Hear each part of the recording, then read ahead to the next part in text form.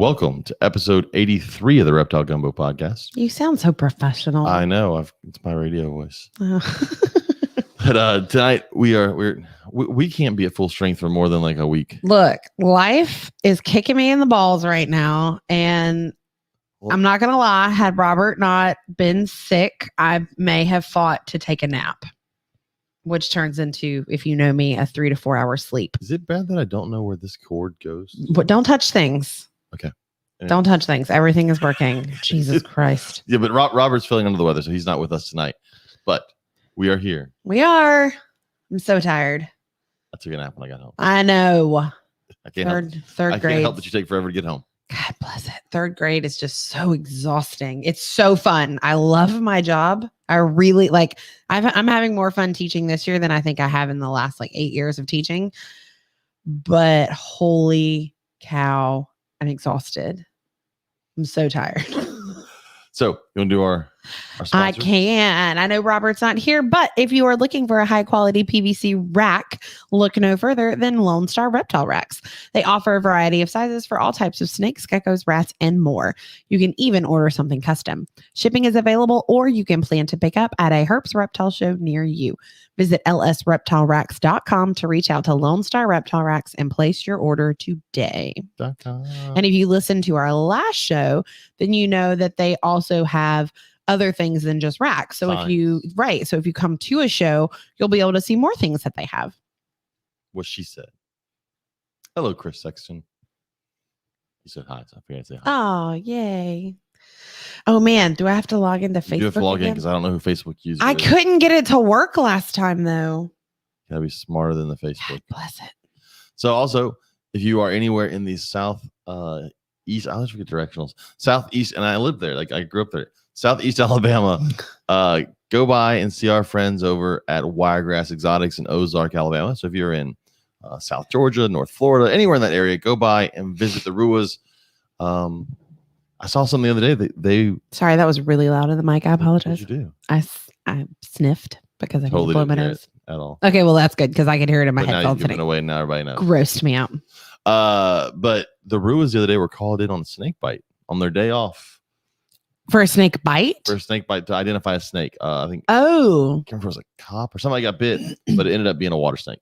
Well, I'm glad that it was not anything dangerous and sketchy. Yeah. So the Ruas were, I think it was they're off to the shop was closed, and they still went in and they answered a snake bite call. I know that was exciting for them.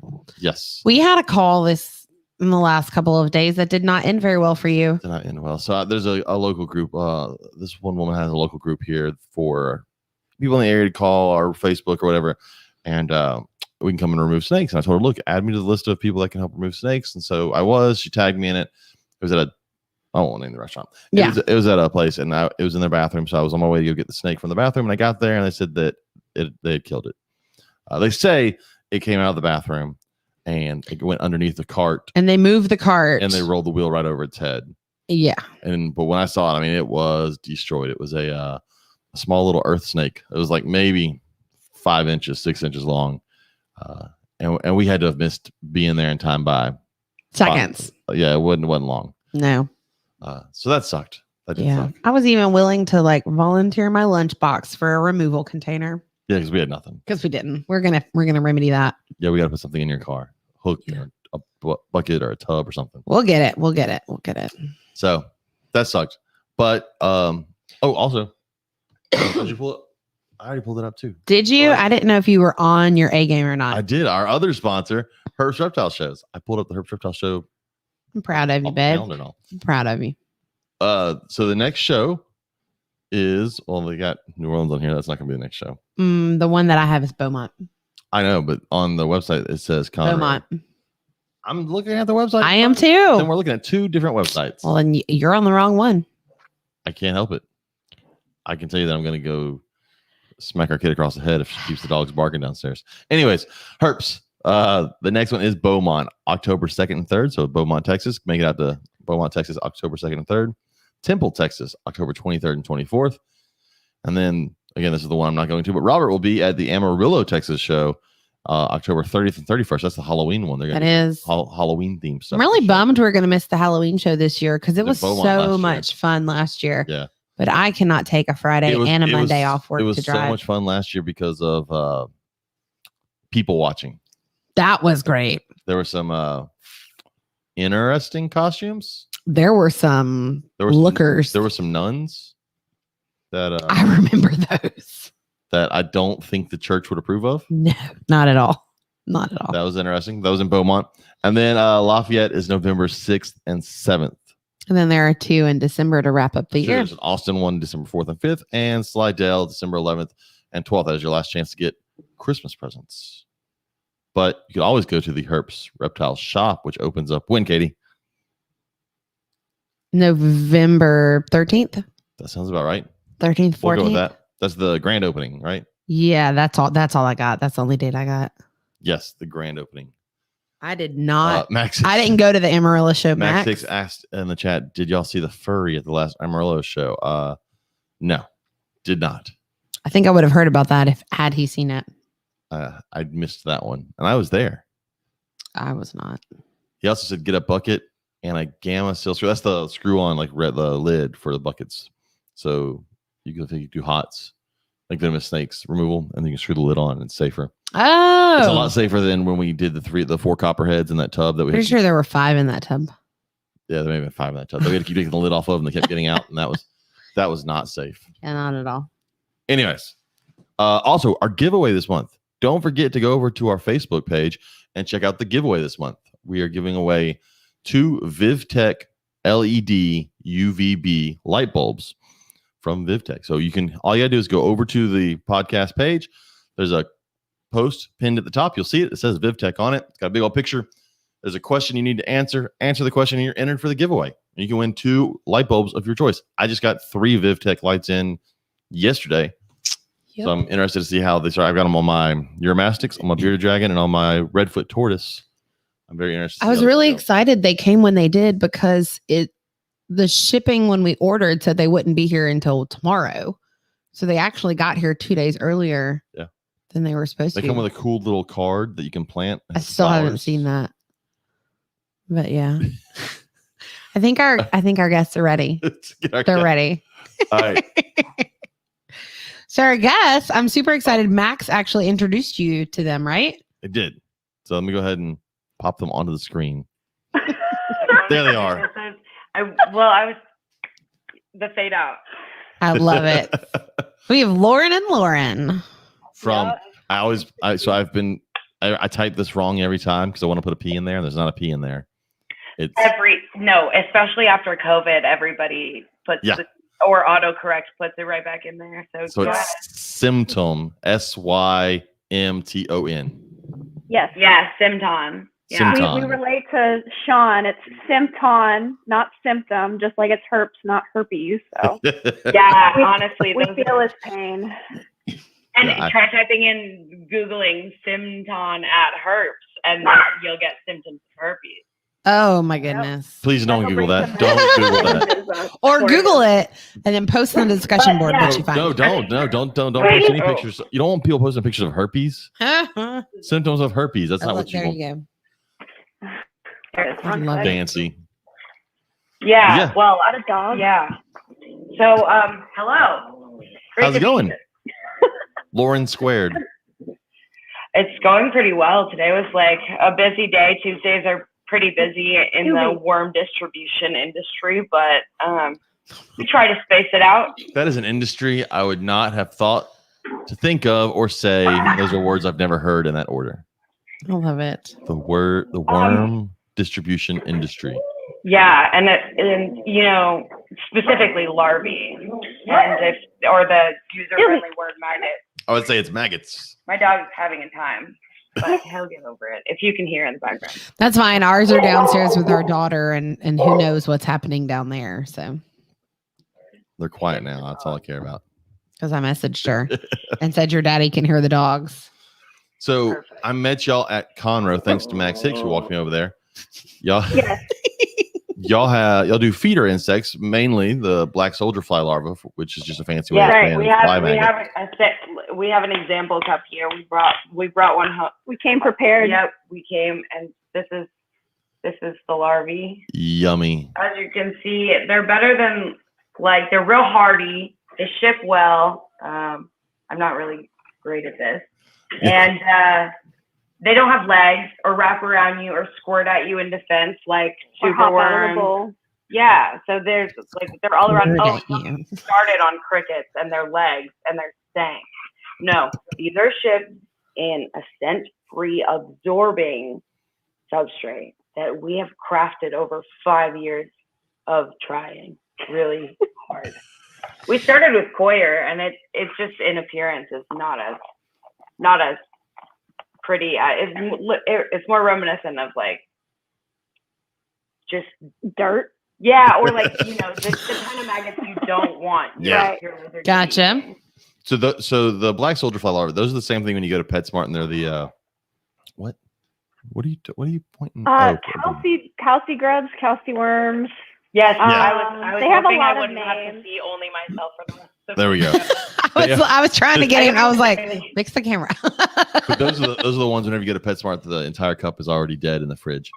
Yes, Yeah. because they put them in the fridge and that kills them. We do not recommend Which we that. don't. Yeah. So if you're listening and have them in the fridge, go ahead and get them out. And don't do that ever Room again. room temp, baby. So we actually got some from you guys in Conroe. You got to talk into the mic. I know. I'm sorry. I keep turning to look at you. Ooh, I didn't know we were getting a live review. Yeah. So the fat tail gecko is bougie as shit and won't eat anything other than crickets. So he wanted nothing to do I with also them. just fed them a bunch of crickets not that long ago. So maybe he was full. So we'll try again. But the bearded went ape shit. She went bananas. Yeah, She love 'em, yeah. freaking loved him, which is great because I need her to eat and gain some weight. So that's great. Because she lost weight at one point. Yeah. She ate a whole bunch of She did. fertile eggs. Like just out of the blue. Well, that was weird because like I all of a sudden one day I was like, man, she looks really skinny. I don't know why she's so skinny. And she was eating like crazy and everything. So And I'm then like, what is happening to this bearded Well, dragon? then we moved to Texas. We packed her up into a little tub and we emptied out her cage. And I started finding, it was like Easter. I started finding little eggs all over the place. And I was like, all right, well, this explains how she lost weight. We're talking like 40 something infertile eggs Whoa. buried in her aspen in her tank. Like, not in one spot in the aspen. No. Just all over the She's She like was walking around burying dropping them eggs. and dropping them. So It was See, all our insane. beardies are boys, so we've left out in that. We just have the one and she's a rescue. I didn't know that 40 eggs was an option. I didn't either. I don't know anything about them having like laying eggs because we They- just have the one. they have a And lot of babies. yeah. That's why there's a lot of them out there. I was like, holy cow. Because she's a rescue. She had metabolic bone disease and she goes to my classroom. Like she's a class pet. I wish that a lot more reptile owners who have been in the game a while were more understanding of people who, especially like not only first timers with a specific breed, it doesn't mean you're not a first time reptile owner, but also like just like rescues. They're situational, and I feel like we've gained a lot of different types of reptiles because they needed homes. And then I wish that like other reptile owners were like more forgiving in that sense, that you had questions or could post your tank on a Facebook group and just didn't get absolutely demolished in the comments. Oh, absolutely. So we actually got her. A friend of ours works for, and I get this wrong every time, I don't know who the friend is. Christy, She works for the forestry department. Forestry Department. I always want to say Forest Service. It's Forest Service. Is it Forest Service? Okay, I get the two mixed up. Anyways, It's the same thing. they actually had the bearded dragon, and I was talking to her about, I couldn't decide if I wanted a bearded dragon or a leopard gecko for my classroom. And she's like, well, I have this one that seems really depressed and I think needs more interaction. And since you have a room full of children, why don't you take her and test it out? And she just went bananas in the classroom. She started moving a lot more, started eating a lot more. Like she just genuinely did better around a bunch of people. So then she started living with me. And she's great. Aw. We've had her for like 2 years now, I think. I'm going back. Yeah, we've had her for no man longer than that. It may be 3 years now. She's losing weight. Because of the eggs. Well, She's well, good now. she's good now. It was just when we moved, She she was lost half eggs when a she ton. came. Yeah. And she was continually eating. That was the other thing. I'm like, she's going to the bathroom normal and she's eating normal. I'm like, but I don't know what's going on. And then we found all the eggs and realized that's what it was. And Yeah, that'll cause them to you drop know weight. she pretty was a quick. girl. We knew she was a girl, but we've had her for 3 years and she's the only one we have. I didn't realize that they very would lay interesting. eggs without a male. Right. Yeah. So- Well, and you think it's a boy, and then it starts laying eggs, and you're like, Oh yeah. No, we knew she was a girl. We knew that much. But like I said, I have had no desire to breed whatsoever. So right. I never thought to put her. Yeah, it was a very crazy experience. Definitely. I feel a like first. for all the rescue reptiles we have, like we don't really know their actual gender until there's like evidence in front of our eyes. Like, Until something happens. That they're makes laying an egg. sense. It's the boy. Yeah, it's the boy, it's the girl. but And go back to we the- never changed the name, so yes. Going back to the way that people treat newcomers, I think the problem is in this hobby. Yes, I want to talk about that. Most of us get to the point where we forget what it was like. You're in it so long, you forget what it was like to be new. Because for me, I haven't been new to the hobby for almost 20 years. And so for a lot of folks, when they see something, that's the problem with Facebook. There's no. Sometimes it's a young kid, like a 7-year-old kid, and it's like, how can you forget? Like, I don't know. Well, 7-year-olds shouldn't have Facebook, step one. But Agreed. But it's all just the way that you like speak to other members of the community that I think is kind of like, it's almost scary to ask questions when you need help and you're not sure what's going on with your lizard anymore. Like, and the crazy thing is, no one would talk to like someone like that in person. Like you wouldn't talk to somebody in person. They come and go, look, this is how I keep my animal, and they show you a picture in person, and then all of a sudden you start yelling at them for being a horrible human being. No one would do that in person, but on Facebook, have at it. Call them all the names you want to, and give no advice. Right. That's what happens. It's sorry, not I'm good. reading the comments. That's okay. I logged into Facebook and still couldn't see who it doesn't tell me who the Facebook users are. No, I mean, Facebook users ever load? I don't. I was asking. Somebody said one of ours said, "Come by the shop tomorrow," and I was like, "I'm curious." Like they're very, and that is just an example of how great our customer service is. Ask and you shall receive. I have a feeling that was Ilana. But Alana's name popped up next to hers earlier. Okay, then I had it's probably Sean or Lori because they're in College Station like we are. Oh, then it's okay. It's or it's Sean. Oh, it's Sean. There we go. Regalia. So yeah, that's Sean. Sean Gray. Well, now I can see Tracy's name, but yeah, I don't know how it chooses who you can see and who. And I don't see. even have a Facebook, so yeah, that's the weirdest. By the way, that's super weird. He has complained about that. I've not complained. I've said it's weird that someone doesn't have Facebook in 2021. Not that she does have a business page. There is a I was going to say, it wasn't that they don't have a Facebook. It's that they don't have a Facebook with. Oh, but they have a business page. Oh, well, there you go. I did then find that. What's the problem? I don't think he could find your business page. No, I found it's not the. No, quit putting words in my mouth. He just thinks it's weird that I don't have one. Yes. Which I think is great. Yeah. Well, I mean, I have an Instagram, which is owned by Facebook, so it's not that different, but it's more like, I couldn't have it all. And a bug company at the same time, Yeah. See, I'm the one in all of the lizard pages, like typing like, okay, what are people saying about Symton? What situation do I need to diffuse? Were their bugs dead?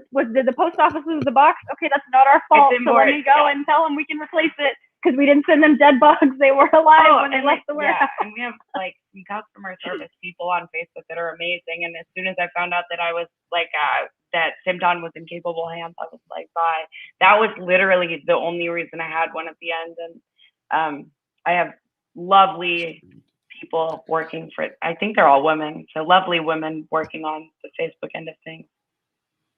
My bugs were smaller than advertised. Let's go. Let's get right to it. The picture on my computer was so much bigger than real life. Mm-hmm. The beautiful thing is that we have a quarter to compare it to. If you just browse over it and click through the, and if you were at all unhappy with the size of your larvae, you should just hit us up, like our card says that comes with the package within 24 hours. Just let us know. Even send us a picture, not mandatory. And As a teacher, I'm going to go ahead and let you in on a secret. People don't read directions. Don't read. Ever. Well, I hope you're listening now. In my experience, they don't listen either. Hours, we will get back to you. And we do have that, like, we're pretty friendly with the reshipments. So if if you had a legitimate complaint and we, agree or can't really argue with that, let's go. You get more worms. What's the worst that could happen by emailing a company? Lindsay's probably just shaking her head at me. Lindsay is my main email girl, and she's probably not happy with me saying that. Don't just email Lindsay for no reason. But if you have a legitimate complaint, we're very receptive to that and want to make things right. Love it. I pride myself on that because we still, if you said a first name of one of our customers, we'd be able to tell you probably all the last names. Like we're still small, but we have grown in popularity, and I think that all comes from our reputation with customers. So our customer service is what I would want my customer service with other people, the experience with other companies and brands to be. That's a big thing. Customer service is big. That's an area where a lot of people in this hobby don't focus, unfortunately. Yeah, it's customer service, and also we've learned website design. Y'all's website is pretty good. I like it. She designed it. She'll talk about it, but we take good pride in our website, and that's the thing is a lot of the people who do insects don't really know as much about computers or website design, and so it kind of falls and lacks that area. But we really like ours. So I want to take a step back, and we'll get into all of this stuff, but I want to go. I'm assuming you were reptile people first and then got into bugs? Nope. The other way around. Well, it's different for both of us. Yeah. So she was a reptile girl first, and I was a bug girl first. Yeah. I lived in an apartment that didn't allow pets, and I really wanted one. It was my first apartment, while I was in college, and I was like, okay, a cat or a dog would be too obvious, but I still want a pet. So I'm going to get a bearded dragon. Yeah. And so that was my first pet. Or that was my entry into the bug and reptile community, which go hand in hand very well. Yes. Yeah, and then I was, I don't know, always obsessed with insects, but I was studying here at Texas A&M in College Station, Texas, for my PhD in entomology, and my study subject was the black soldier fly larvae, and I worked with a lab mate on developing this business plan because we saw that once we did a nutritional profile of them and we knew that you're not unaware of the people, other brands, Phoenix Worms was actually the only one that existed at first, and that was where we were getting some of our worms at the lab, and so we figured it out. We got bearded dragons as a result kind of being black soldier fly larvae, specifically people. And there are those people out there. A part of our website is just for hobbyists who either have a fly cage and they're breeding black soldier fly larvae, or as pets. Yes, it's a hobbyist thing. And they're really. Or just for your compost pile, also. Yeah, that's the other thing. People buy them as people buy them as it's almost like earthworms, but I feel there was judgment in my voice, and there was definitely judgment. There was not meant to be judgment in my voice. I need clarification. You're as pets, what is wrong with those people? In my head, I was thinking, well, that's a weird one, but then you realize everything we have. And then I realized I'm kind of a weird one too. So I apologize. No, I think that, you see at the reptile shows, people are selling insects and people are buying insects as pets, like the mantids and the creepy centipedes. Shout out to Ty for having. So yeah, mantids are bugs. Yes. Yeah. I think they're bugs? I also have I bought so many recently, the death feigning beetles, and our daughter has some. So they're so here's my thing though. So your daughter has bug pets. But in my mind, black soldier fly larvae and death feigning beetles are not in the same category. One is a feeder food and one is a pet. What's gonna eat a death feigning beetle?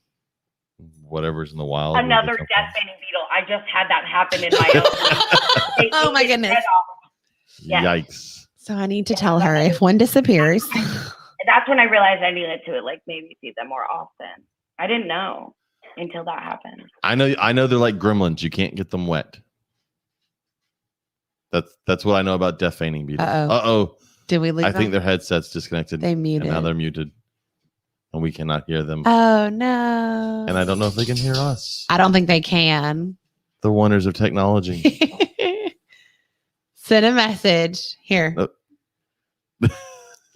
It's They're- pretty much anybody watching, you get to watch them try and troubleshoot their headphones. Oh. And they're still muted, so I can't hear them. Can you unmute them? I think they No, muted it's themselves. muted on their side. I don't think I. Type in the. Wait. Oh, There there we we go. They're back.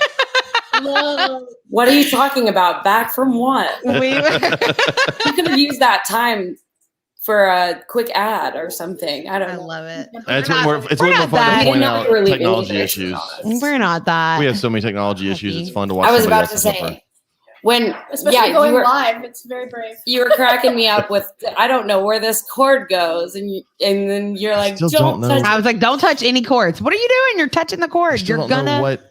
It doesn't matter. You're It's gonna. a power cord for something. Well, you're gonna mess something up. So What leave did it I alone. have here that had this power cord? I don't know. We'll figure it out later.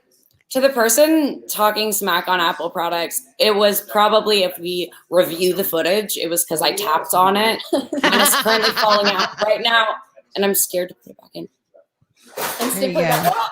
You're good. What about? Okay, I can hear you. So. Yeah, see, Apple products at their finest. It's still working.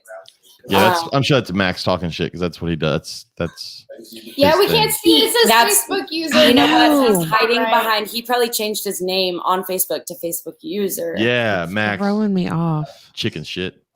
Honestly, it makes sense now that it's. Yeah, I wish that bear would have eaten you. James Wait, Lewis. what? Why don't you just expose your name on this Yeah, chat? we need some comment Better signatures. Put your initials at the end so we know who it's coming from. So, how long have y'all been? You said it's been 5 years or so since you started this business. So yeah, so we were kind of just like my lab mate and I at A&M. We're just kind of running it out of the lab, like as a side hustle, kind of like, with some leftover study subjects. And then, to be fair, like Spring didn't know anything about branding. He had Comic Sans font for one. Hey, I like Comic Sans. No. There's a love lot it. of people at the reptile shows that use it. It's No, a I mean, fun it's a font. fun- I didn't font, mean but to there ins- are I didn't know. 45 million other fonts out there that are so much I more use it. enjoyable. I disagree. I use it on everything. 'cause You it's do. fun. I know. And I love Okay, it. but drives me okay. crazy. But the other part of that is that the logo was a picture of an adult black soldier fly on his fingertip in the sketchbook filter, and it was just like so much no. So I rebranded like as soon as I met him, like because he had like thought of this idea and he had named it, and I won't rename. He loves the name because it's an original word, and I think it's very dangerously, like you said, close to an already made word that is, it autocorrects, and like that's a bummer. But I'm not going to be one of those brands who rebrands and at the bottom of their logo it says formerly Symton. So we own it. We are Symton. I like the logo. It's a very basic logo, and I love basic logos. Here it is. Oh wow, it's even tattooed on you. So you really That's Well, hardcore. I drew it, and I believe, I believe in it. So She believes in her product. I love it. yeah, that much. Yeah. Have you seen her leggings? Right. You saw them at the Oh, show. I did see the leggings at the show. She has maggot leggings. Well, I yes. mean, Black Yeah. soldier People don't fly even logo. notice that they're maggot leggings at first. That's- They just think It looks like a it looks cool like a pattern. cool pattern, yeah. But yeah, so I rebranded it into what it looks like today, and kind of that was like a little bit of the like propel, like, and I got a social media presence for the company, and that was about 5 years ago, and that's when we were able to increase sales. Like we were doubling each week, and finally it was like we couldn't run the business out of the lab anymore, and I hope I don't get sued by A&M for saying that. You'll be good. Okay. And so we moved into a warehouse. There goes the dog again. Somebody is about to lose a leg. That is a Yeah. angry little dog. It's well, I mean, they saw the culprit, but I think he just got neutered too early in life. I believe. So he's just angry at the world now. Yes. All right, Max, you have to quit talking unless you have useful stuff to say. Shush. Seriously.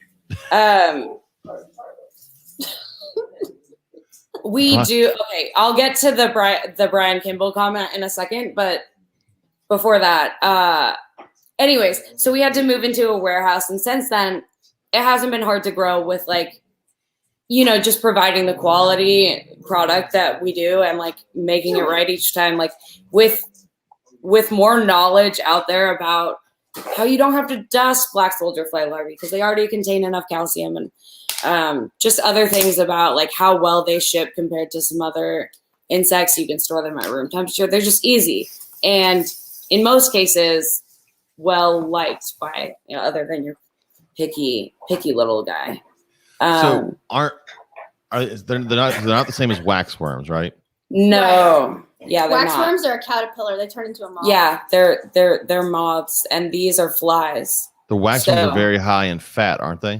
And they're very high in fat. Pretty much just fat. Yeah, they're easily digestible, which is a benefit to them. They don't have the hard exoskeleton that mealworms and superworms have, which is the reason that all three, to be honest, should be fed as treats, because the superworms and mealworms are great, I think, for hunting lizards, like the one who loves the chase, and like they have legs. They're obviously like moving around and like, but they have this hard exoskeleton that is harder to digest and get the nutrients out of the worm.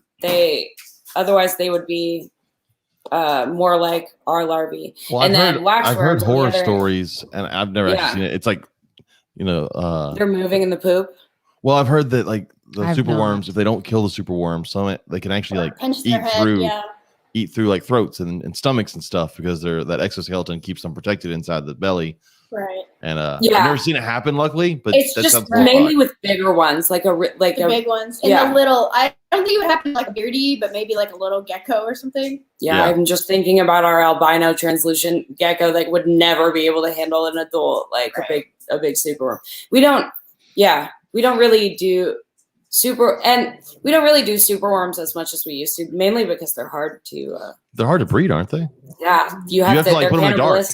They're cannibalistic, so you have to separate them as pupae because they can't hatch together or they'll you got to eat each other. stress them out, and sometimes the pupae will just die instead of turning into beetles.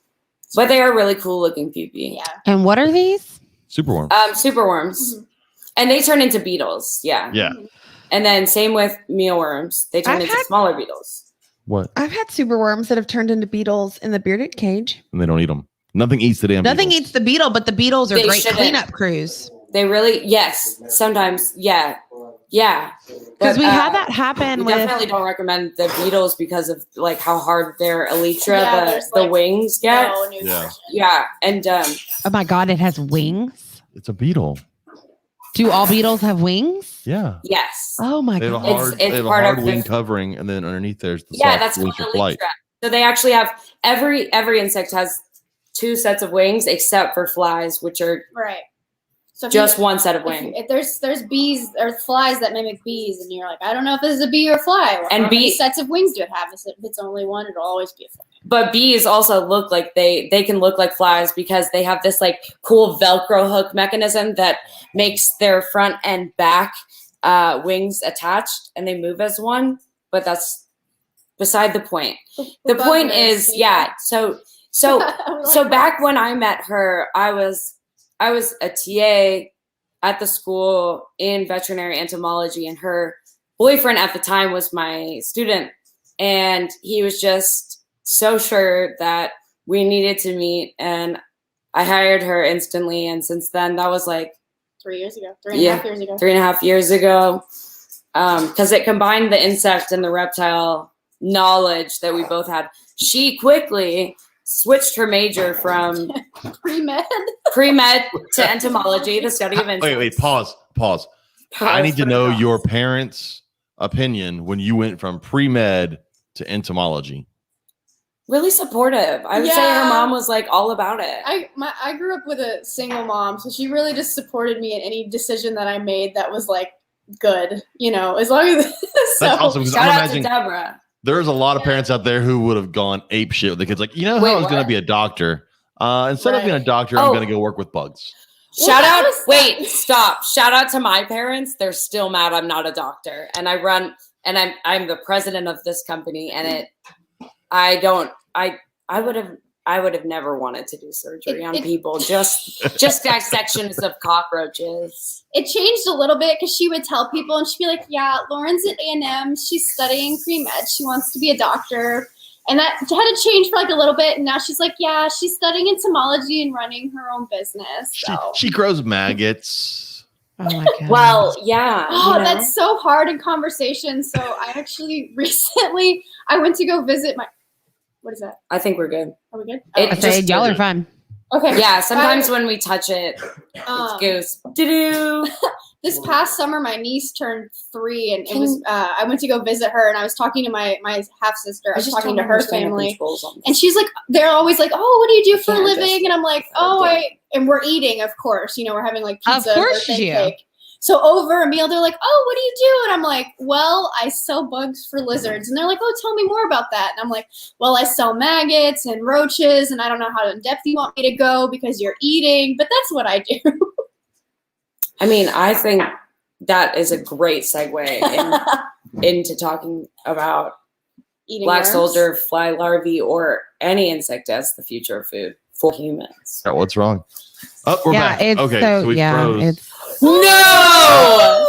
y'all were fine, but Y'all were we It's happened like the last 3 shows. It was Yeah. a really good segue. We Yeah, were proud of that we one. did really oh good. no. So we left off. You were sitting at the table talking about. And you're like, There we well, go. I Okay, let's actually sell recreate it. bugs. Wait, did everybody else already hear it? So online they did, but on the recording, because I record on this machine, the recording didn't. So Right. go ahead. Okay, Online they can hear it so- twice. It's just Max Right, Hick. No one gives a damn right, about I him. just want to do it So, right again. I I want to was do it saying- right for you guys. I was at my niece's 3rd birthday party, and her family that was there. We were talking, and they were asking me about what I do, and I was like, "Oh, I grow insects for reptile consumption." And they're like, "Oh, tell me more about that." And I'm like, "Do Not a you dinner. over a meal?" I was like, "Well, I grow maggots and roaches and other creepy crawlies that insects love to eat, but I'm sure that's all you want to hear while Wait. you're eating food." The reptiles like to eat. Yes.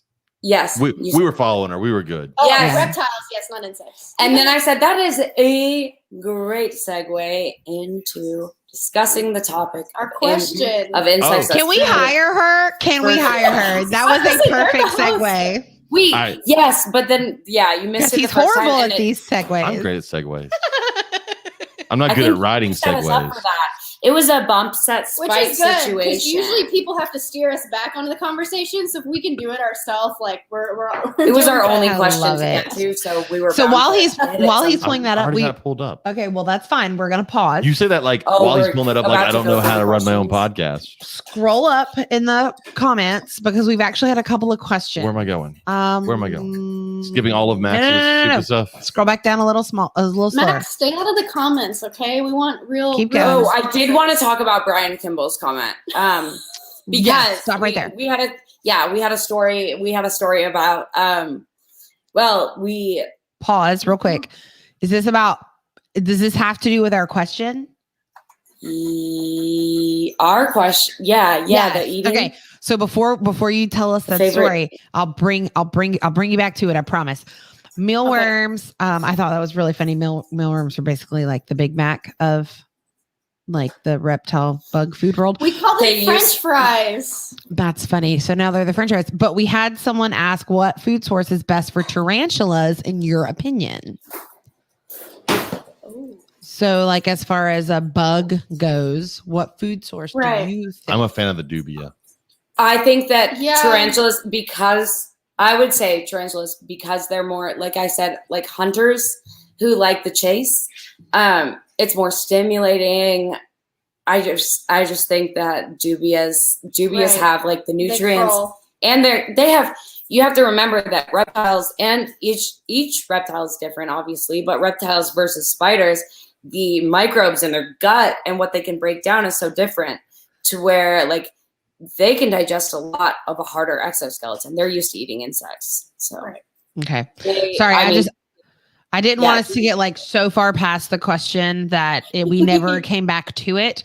So Right. now, Bergoli, I will help you with your light bulb inventory hell. You're having a conversation and nobody On listening to the Saturday. podcast Oh my online gosh. knows what you're talking Here. about. I know. Yeah, I'm so that's sorry. funny. 'Cause we always say like we compare mealworms to like French fries, and we always say that dubia roaches are so meaty they're more like chicken nuggets. And so we call dubias lizard chicken nuggets. All right, everyone, when you're eating chicken nuggets, think dubious. God, why? Why did you? Dubious. honestly, That'd be like those old I thought of McDonald's chicken nuggets that dubious, weren't all white meat, and you got like chunks of gristle. Anybody remember those yeah. chicken nuggets? They were dubious are horrible. just so fatty. I've always thought like what it might be like to, you know how there's dairy-free milks at the store? Yes. I feel like Katie has to I have have milk those. could Me be the too. new Whole Foods item. All right, so let's get into the question, and then we'll talk about no that. on that one. So our question that I asked you what question you wanted to ask, and we asked it says, we know you, talking to our listeners, we know you use insects to feed your animals, but what are your thoughts on insects as food for humans? And I want to go through several of our answers. I'm actually surprised at how many people were okay with this. Me too, Right. because that's So- actually our biggest hurdle. It's not FDA approval; it's human It's- approval. Yeah, stigma. So let's But- hear them. Are you really fussing at me for that? Because you did it just a minute ago. Yeah, I know you should have learned. This is the TV king. Lisa Fairnaha, how do you say that? Sorry, Lisa. Yes, it was in the Chinese food container. Whoever the Facebook, well, if it's Max, I'm not responding. But Oh, yes, what is in it? the Lost Boys, he did out of the. It was both in this in the Chinese food. food. Yeah, Was it Uh, real?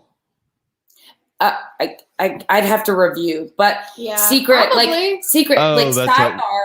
I've always wanted to sell to Hollywood. Wanted Right. my worms to be famous. Like they don't do Fear Factor anymore. But you needed an entomologist to do Fear Factor. Somebody had to bring the giant hissing roaches No. that people ate. And I was actually on a show,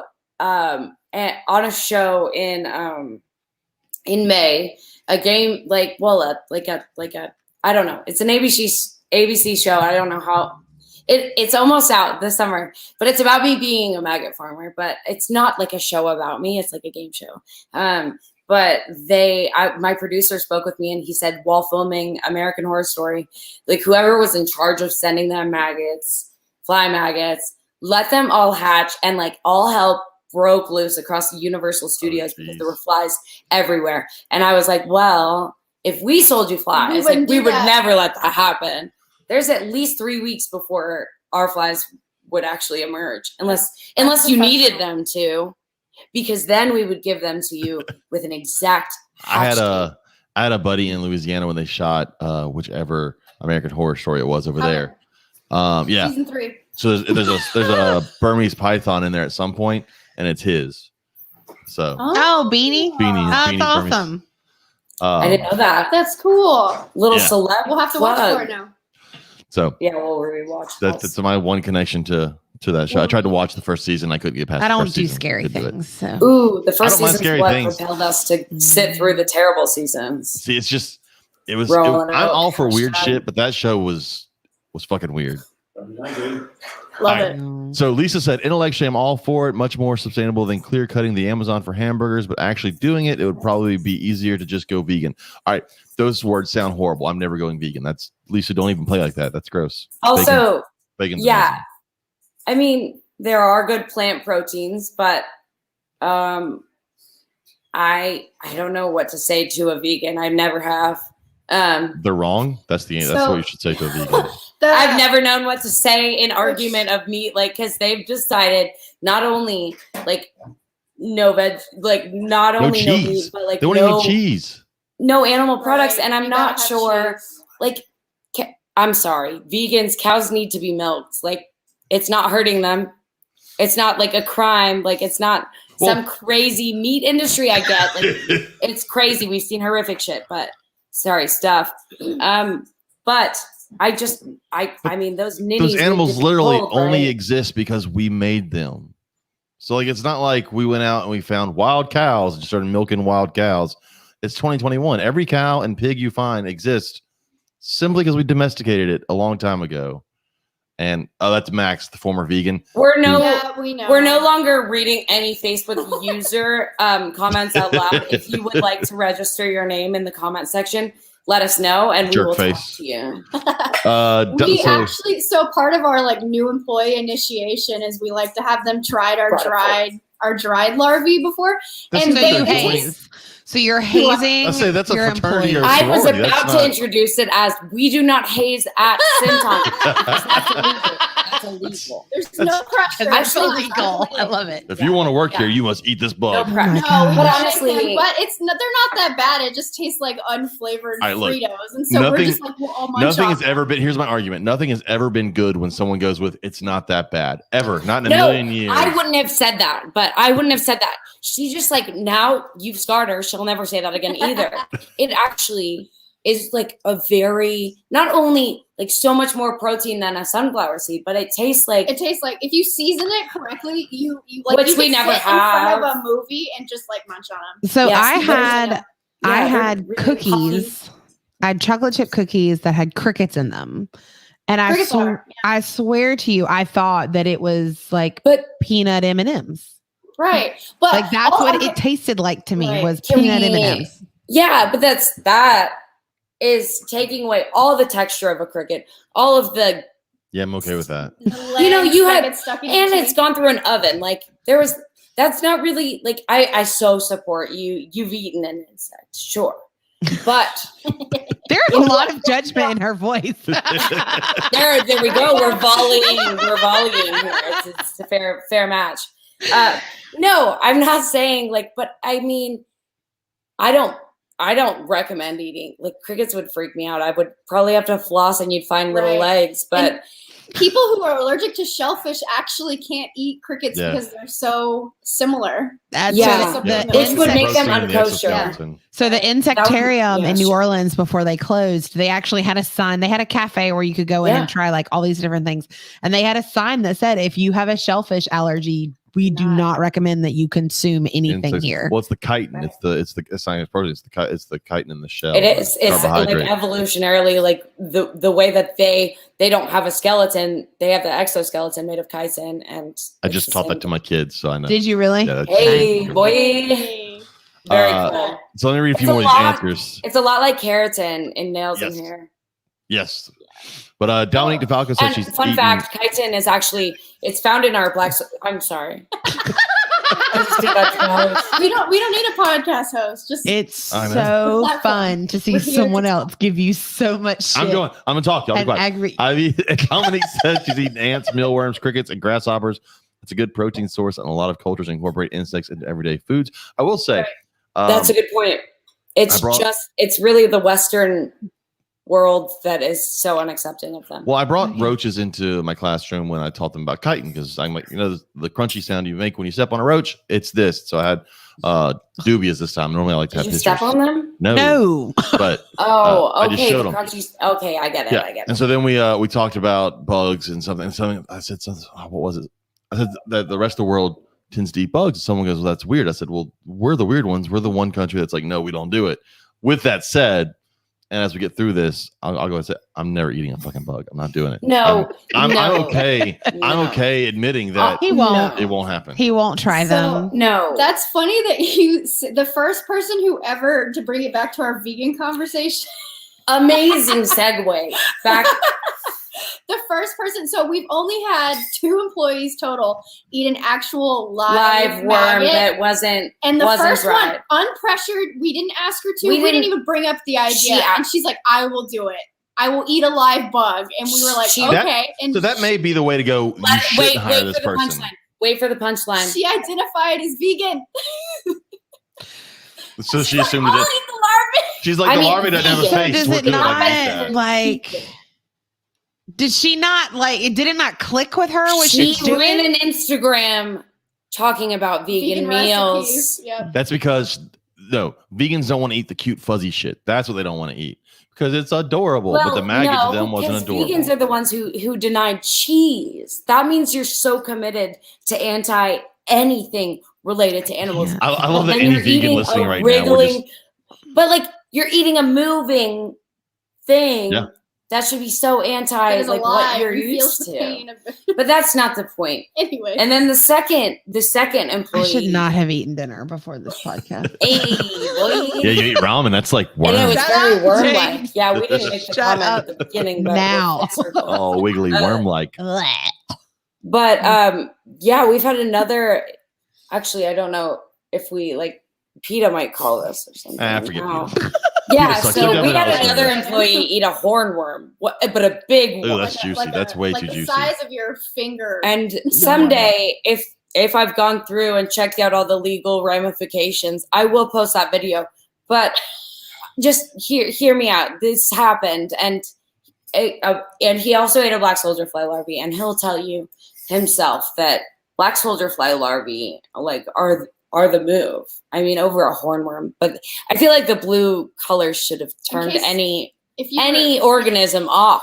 I picked them up. They're way too gooey for me to ever try and eat so that. suckery too. It's like a grub from The Lion King when they're like digging under the. Or did you watch Survivor when they would have the big beetle larvae? I don't watch a lot of TV. I watch Naked and Afraid. You'll see them eat on Naked and Afraid. Yeah, they eat them. Oh, they eat them as like part of the challenge in Survivor. Yeah, they eat them, swallow, and then they'd have to stick out their tongues, and there would always be some insect residue on the tongue, and it was so creamy. Well, and the problem with like big beetle grubs is that they, from my understanding, I'm not eating a fucking one either, but they taste like dirt because they eat wood and they're full of. It depends what you feed them, and that's like it really does because it's just like gut loading your insects before you feed them to your lizard. But like we feed it really, and it changes the outer color of them. It really depends on the diet that they're raised in, and I'll go back to like every black soldier fly larvae company is different, and what mixture that they supply, and that's why there would be varying nutritional profiles. And in regards to the human argument, we could alter them.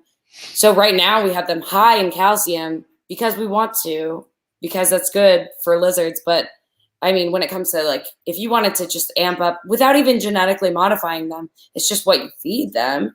And no hormones, no nothing. Like you could really amp up the protein. And the beautiful thing is that like millions of these are grown in such a small, like on racks. I mean, in such a small area. Whereas like when you compare it with other sources of protein, the grazing, I mean, if you're ethically raising them, then it's a lot of land. And not only that, the water and the pollution that comes with just the excrement of whatever you're doing, like chicken manure. This is the one place where like I'm all for saving the earth, but I'm horrible for the earth when it comes to food because I fucking love pigs. They taste amazing, and I don't care how they grow them. I don't care. This is gonna sound horrible. I don't care what they do to them. As long as the bacon tastes amazing at the end, I get that, and I get that. I really do. I can't give up bacon or burgers or chicken nuggets as long as they're not. James could watch a hot dog being made and then turn around and eat it. 100%. I can watch them scoop the shit off the floor and put it back in the machine. I mean, it all depends on like what you're comfortable with, but like I know that I've heard. Please don't tell me, but I've heard rumors that whatever's in hot dogs is disgusting. So I've stayed away from that knowledge. Willfully ignorant because I love hot dogs. It's tasty stuff, whatever it is. That's my thing. I don't want to watch it. I know it. I know it's tasty, and I'm okay with it. I get the Hebrew National. I get the Hebrew National ones because I feel like they're a little better off. Well, it's beef, but it's still beef bits. Yeah, I don't care. Yeah, but I agree. But I'm, All right, so let me read some. Okay, we're gonna get through these answers to the question. I want to read Sean Gray wrote a whole article here, so I'm gonna read Sean's. He says, I've had crickets on pizza in Mexico and would occasionally pop a mealworm in my mouth to freak kids out. We ate lots of bugs at the Insectarium in New Orleans as well. The protein levels would make an excellent, sustainable diet, but people are too close-minded. I'm okay with that. However, I do not recommend eating an adult hissing cockroach, especially when it starts hissing and the babies pop out in your mouth. That sounds like Honestly, Oh. that sounds like fish eggs, and that sounds delicious. Oh god, that does not sound. Plus, the problem with eating a hissing cockroach is they have grabbing legs. It's not like dubias. Like hissers Yes. can grab that's why and hold. our bearded dragon will I mean, no that's longer on eat. Sean for eating a hissing cockroach. That's not on any of us. Well, Yeah, our bearded dragon won't eat hissing cockroaches anymore, or really dubias for that matter, because she had a hisser grab onto her. Yeah, and she was done. used to eat dubias, and then I had some hissers. I was like, Done. all right, let me feed her a hisser. And when she went to bite it and swallow it, it grabbed onto her mouth, and she freaked the fuck out. And from that point on, she's like, nope, I'm not touching these roaches. And she wouldn't. Not every lizard is a fighter, and some are hunters and not fighters, and they need little dubia roaches, or she does the crickets. She gets hornworms occasionally. Yeah, they need to feel powerful in their own environment. And if the hisser, she learned something that day. She went crazy over y'all's larvae. She really loved them. I had a friend. We love to hear it. They're great to pair with crickets. And no dusting. I had a friend just text me to ID a snake. Huh? I got one of those. See, I don't see your bugs. I don't. Do you get random pictures from people? Go, hey, what is this beetle? Every day. It's the worst. How confident do you feel? The worst part is that we study insects, and it's always a spider. And we don't study arachnids. It's not the same thing, not the same number of They're all legs. bugs. Or it's an absolutely terrible picture. It's like a beetle. Or they describe it to me and didn't get a pic in time. I saw this bug. It was brown. What was it? So valid question. Yeah, and it definitely had wings and antennae. Valid question, because I have people that I keep in my corner for when I have questions like this. So are you open for legit good photographs for identification? Yes, honestly, just put them on our business page, and literally you'll have the answer within somebody. And if somebody can't answer it, and even if I don't see it, they will have told me and I will help. And I like to have people in their niche that can help me. I'll give you my phone number directly. You can. Perfect. I love that. My friend just sent me a picture of a dead baby cottonmouth, and he's like, "Hey, what is this?" I'm like, "That's a cottonmouth." Exactly. Well, and if you don't know, if you specialize in it, you're really good at Googling. Like my uncle sent me a picture. He was cutting down trees, and he was like, "This larva popped out of the tree, and it looks like this." And here's a picture, and I was like, "Okay, tree living larva," and I was like, "Oh, that looks like the larva of a wood boring beetle." And he's like, "Wow!" Because when you're in school for insects, you have to do insect collections and have to be able to identify. So if you cannot key it out with an identification key, I'm teaching you can dichotomous damn keys right well now too. Google it with the right keywords. Oh. You've all the insect pictures. So I definitely want to get through these stories, but I've got one for you that you're gonna like this one. So this is my one foray into collecting bugs. So high school biology, 9th grade. I think I've heard this. I story. loved my biology teacher. My biology teacher was like an we don't talk about those at this house. We'll get into that later. But my biology teacher in high school was an ex-hippie. It's fucking awesome. And so we had to do a bug, pinning, like a bug collection. You had to catch bugs, pin them, identify them, forget how many bugs it was, and then turn it in and offer a grade. Certain number of orders, certain number of families. Yeah. And so I'm a procrastinator. I have been my entire life. And not for an insect collection. You need each month counts. Nope. I didn't get that shit done in time. And so the day that it was due, I was sick. My mom let me be sick from school, and then she drove me around. I had to go get bugs from everywhere. And so we live near Mississippi State, Columbus, Mississippi. And the fields around there, all the cotton fields, had collection. Wait, where in cups. Mississippi? Columbus. Near Starkville. My family's all from Poplarville near Picayune. Oh yeah, Hattiesburg. Hattiesburg. Yeah, South Mississippi. But so all the cotton fields there was a study at Mississippi State for entomology, so they had these green collection things around the field to collect the bugs come.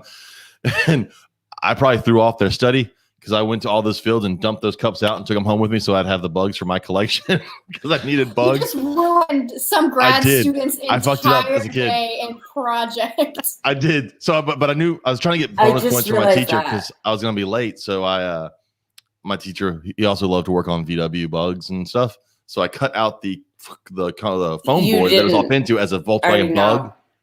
I did a Volkswagen bug and then I pinned all them on there. I turned it in. I forget what I got. And I went to him. I said, "Why'd you take points off?" And he goes, "I know why you weren't at school." And I looked at him. I was like, "Fair point." And I turned around and walked away. You know exactly. I didn't have my project done in time.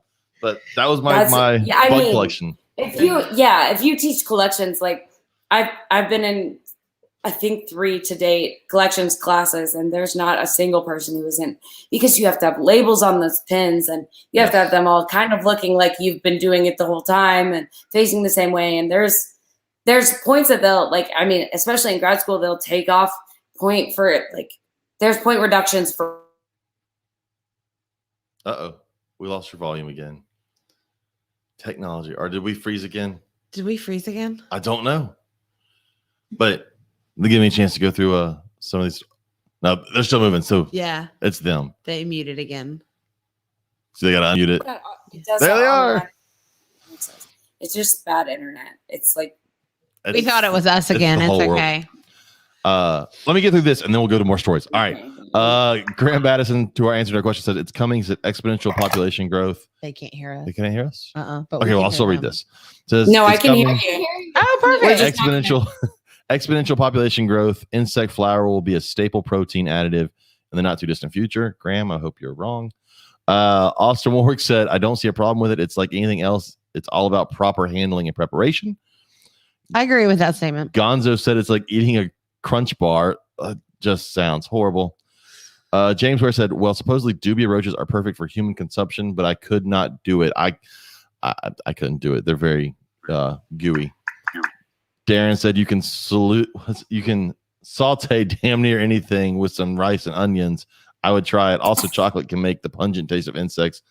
I'm all in. There's another secret ingredient to maggot recipes when they fry them. I don't know if it's too loud. No, go ahead. You're okay. You're good. I got volume control. He can control your volume over here. Okay. I have the technology. Yeah, because we just switched audio. We're using the computer now.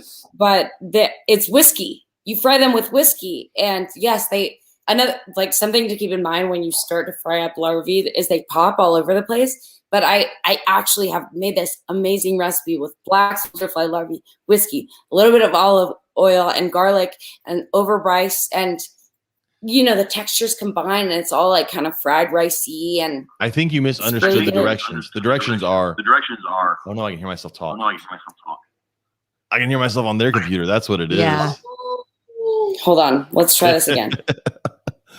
See, technology. It's 2021, and technology is still a pain in the ass. It will be. Honestly, forever. it worked for an hour, and we're all impressed with it. Yeah. But I think the directions is drink the whiskey to the point that you no longer care about eating bugs. Sold. Let's do it. Up there, I can't hear them. Oh, for anybody listening to this, way to go on you, because technology is not our friend. I'm gonna read another one real quick. Travis Wyman said, Can you hear us now? Yes. Yep. Travis said, entophagy is actually widely practiced outside the Western world. I think the only reason it's not normal here is because we think we are better than that. Travis, I'm going to tell you I know that I'm better than that, so I'm cool with that. Of course, lobster, shrimp, crayfish, and crab are all just aquatic bugs that fetch a premium price. They are kind of bugs. I'll take it. Let's go. He says, I eat bugs on the regular. Travis says, I've eaten any number of types, but in recent years, I have had to be more careful with my newly fledged allergy to dubias. Yes, I knew about that. And he also has a shellfish allergy, if I'm not mistaken. Oh, is that? Yeah.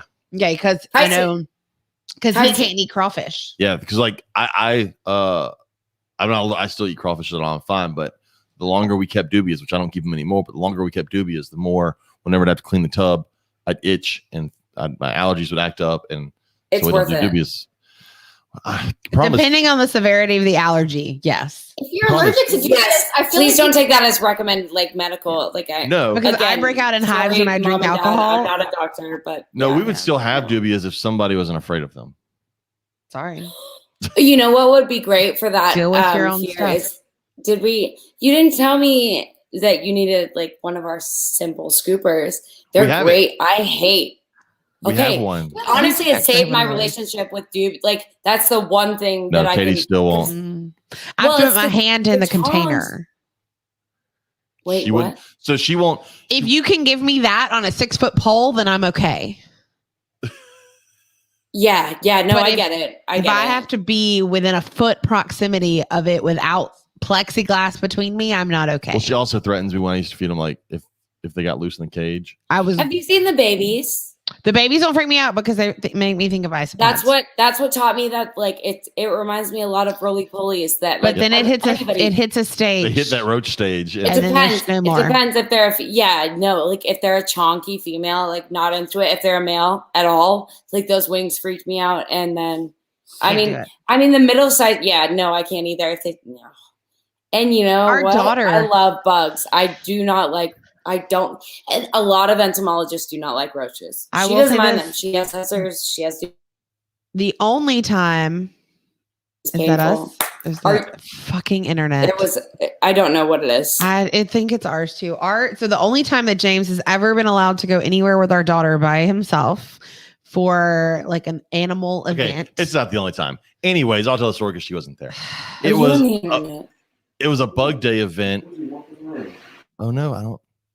Oh, internet is everybody's kryptonite tonight. So anybody listening, I'm recording. So it was a bug day event where we lived, and they had hissing cockroaches, and they were selling hissing cockroaches $1 a piece. And my daughter wanted one, and we ended up buying two. She was 3. She was 3, and we came home with hissing cockroaches. She loved them. The phone call that I get was, "Hey, we got something," and she's so excited to tell you about it.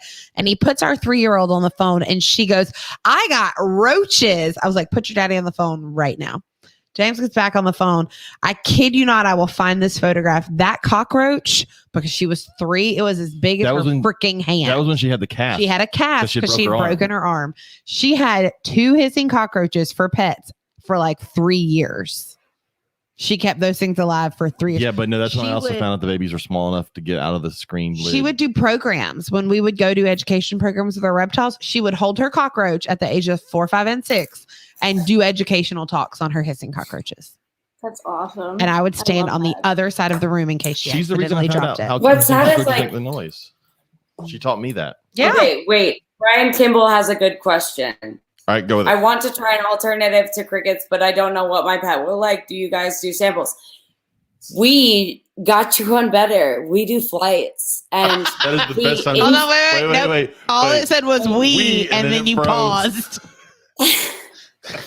Can you hear me now? Yes. Good. We do better. We do flights. Think brewery. You're sitting, you're not sure which of the craftiest beers you might like.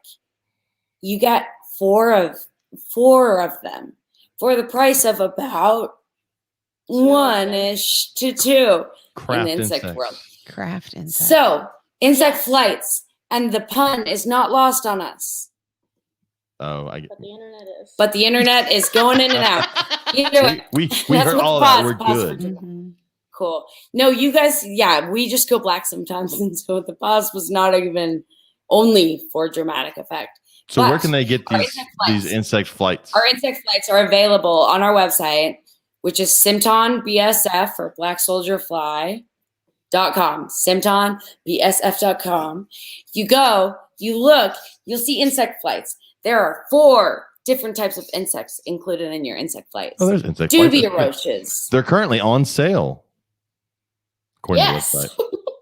They are. They're like, what? They are. Just for this podcast and all of your listeners. It says It says currently on sale. It says it's. But yeah, you get. No, they are. They are. Well, they are. It was just I'm a really good actress. Just kidding. She controls the price of them, and I just found out just now. Either way, now they're on sale, so get them while they're hot. You can get dubias. Whoa. That dog was not happy with that. Yeah. That's our dogs running to go get insect flights. There's 4 more. There's black soldier fly larvae and there's waxworms. Not only that, but you could to control and customize the size of your black soldier fly larvae and dubia roach.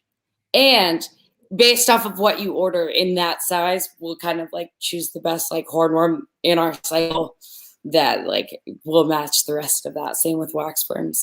But we can't guarantee 2 good staples and 2 good treats. Yeah. There's a variety instead of just one boring thing over and over. Honestly, it was I thought of it in a brewery and I realized like so many people not only don't know like new reptile owners don't know what to get their reptile, or other than like what they have at PetSmart, which is going to be disheartening after a while when your lizard won't eat it. But also friends of lizard people don't know what to get their friends for a holiday. Or you don't know what your lizard likes and you don't want to invest in every single insect. Well, I'm looking at it on the website, and it's a pretty good deal. So it's $35 for all 4, and you can order a small, medium, or large. But you get like 50 waxworms, 12 hornworms, 25 dubias, and then depending on what size you get a crap ton of black soldier fly larvae. That's a lot of food for your animal for only $35. Because I've seen fewer prices at shows. Yeah, and with that expansion into our insects, like into our insect varieties, we now have like this QR code on all the labels that you can, if you're not sure like what insect needs what kind of care, what temperature, what to feed it, if they need food, if they don't, it's all on the QR code that you can put them scan in the label. fridge. Yeah. I got the free sample from you, and I was impressed with all the information cards that came with what I got from you at Conroe. That's an awesome thing, those little cards. I love those add-ins that people send when you buy something that can help you, that help inform you on things. Yeah, and so we have all sorts of add-ins at reptile shows. If you want to see us at a reptile show, you'll get the full luxury VIP treatment. Like you'll get a scooper for free, all of the information, and the cheapest prices, mainly because we know that a lot of people haven't heard or have only heard of like mealworms, superworms, the basics, crickets, dubias. But if we can just get you to leave with that information and a little sample of the worms, so like really cheap prices, then we'll have a repeat customer, because as is the case with your bearded dragon, like they really love them. She really did. It was really exciting for me to see her find something that and the leopard, my leopard gecko ate a few. Yeah. Your leopard is also healthy weight and probably not that hungry. Yeah.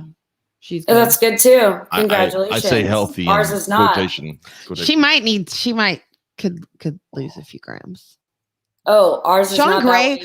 Sean Gray always posts those like, this is what a healthy leopard gecko looks like. And I always feel like mine falls on the obese side. But she's not like crazy chunky. We have, so our bearded dragons, well, one of our bearded dragons is rather obese. Like he is a big lizard. We bring him to shows just to show like what our black soldier fly larvae can like. He looks like, I don't know. He's getting in monitor territory, and his like size. He's rough shape. He's proportional too. Like he's like a big boy. But then I forgot what I was saying. Kenny Chesney is a big boy. Is his name? Yeah. He was when he came to us, he was like in a 20-gallon tank with like not the correct lighting or hides or anything, and he had burns on his back legs from we don't know what. And so we're just kind of like, look at this beautiful specimen of a lizard and what our food can do for your animals, whether it's a baby or a rescue. And that's why we have. They can hear us. We'd rather them be fat and happy than skinny and like their bones, all crooked and messed up. So what other shows are you guys doing? I know you were at Conroe. Yes, and we live we're based out of College Station, so we'll be at all of the College Station, Brian, whatever you classify it as shows. So that's in November, and then we'll be at the Austin one in December, right? Yes. No, not this. Yeah, no, it's next November, not this November. So our next one is December. Austin. Okay, cool. It was November 2022. And I'm assuming they can pick up your stuff at the Herb's Reptile Shop as well. Yes. And that's in Bryan. For anybody that is in the area, that opens up again in November, and you'll be able to get it there. And our bugs will be there. Yes, and one of our larvae art paintings. Yes. An original. Art. And for the right price, Sean and Lori may be willing. So you had a larvae. We do take custom inquiries. Yes. That a specific larvae can paint for you. Yes, actually, they can climb walls too. So, like, they can do your whole home improvement project. Or if you have an enemy, you just buy our larvae, I right? thought you were gonna say enema.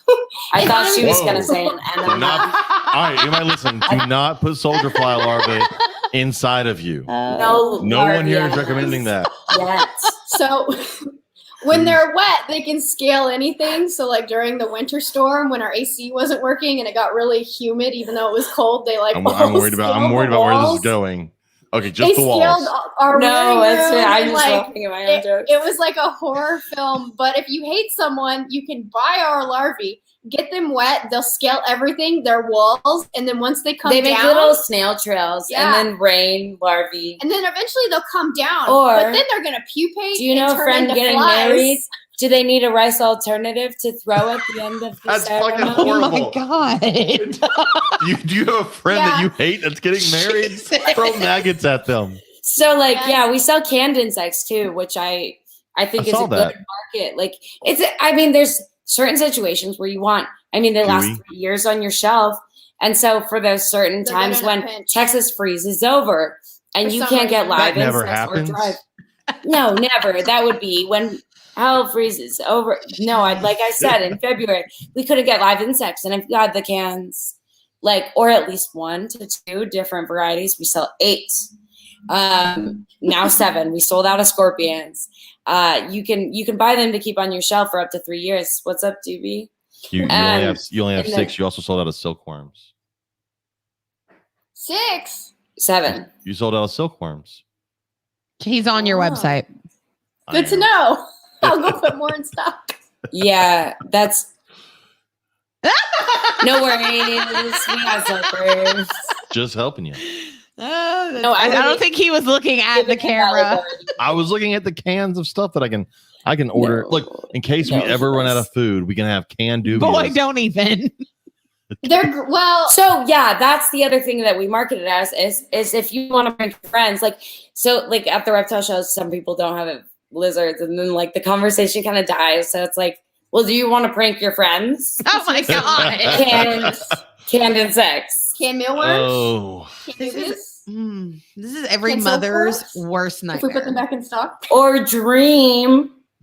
Oh god. anyways, let's get back on top. Okay, so I have some questions. You guys Have we ever been on topic? No, we're gonna try though. You guys have a facility, right? Where you grow. Yes. Yes. You grow everything you sell. You grow yourself. No. I was like, did we freeze? It's no. It's I just didn't know how to answer that question. So no. I don't think that's a good answer. I think that's fine. Yeah, it's the definitely we did dubias. I'm over it. I'm over it. We choose not to do the ones we don't We do. choose to continue So now- to specialize in so our now, specialty. Black soldier and fly continue larvae. to- No, the other ones are just not what we made the warehouse and the facility, and we kind of customize. The facility we have right now is custom to black soldier fly larvae rearing, and we want to stick with that for So now. Can you explain the Everything setup else for? came after. Can you explain the setup for growing black soldier flies? Yes, Lauren Goza can. Do you want me to do it? Yes. I just had to run to the. It's Yeah. You knew it.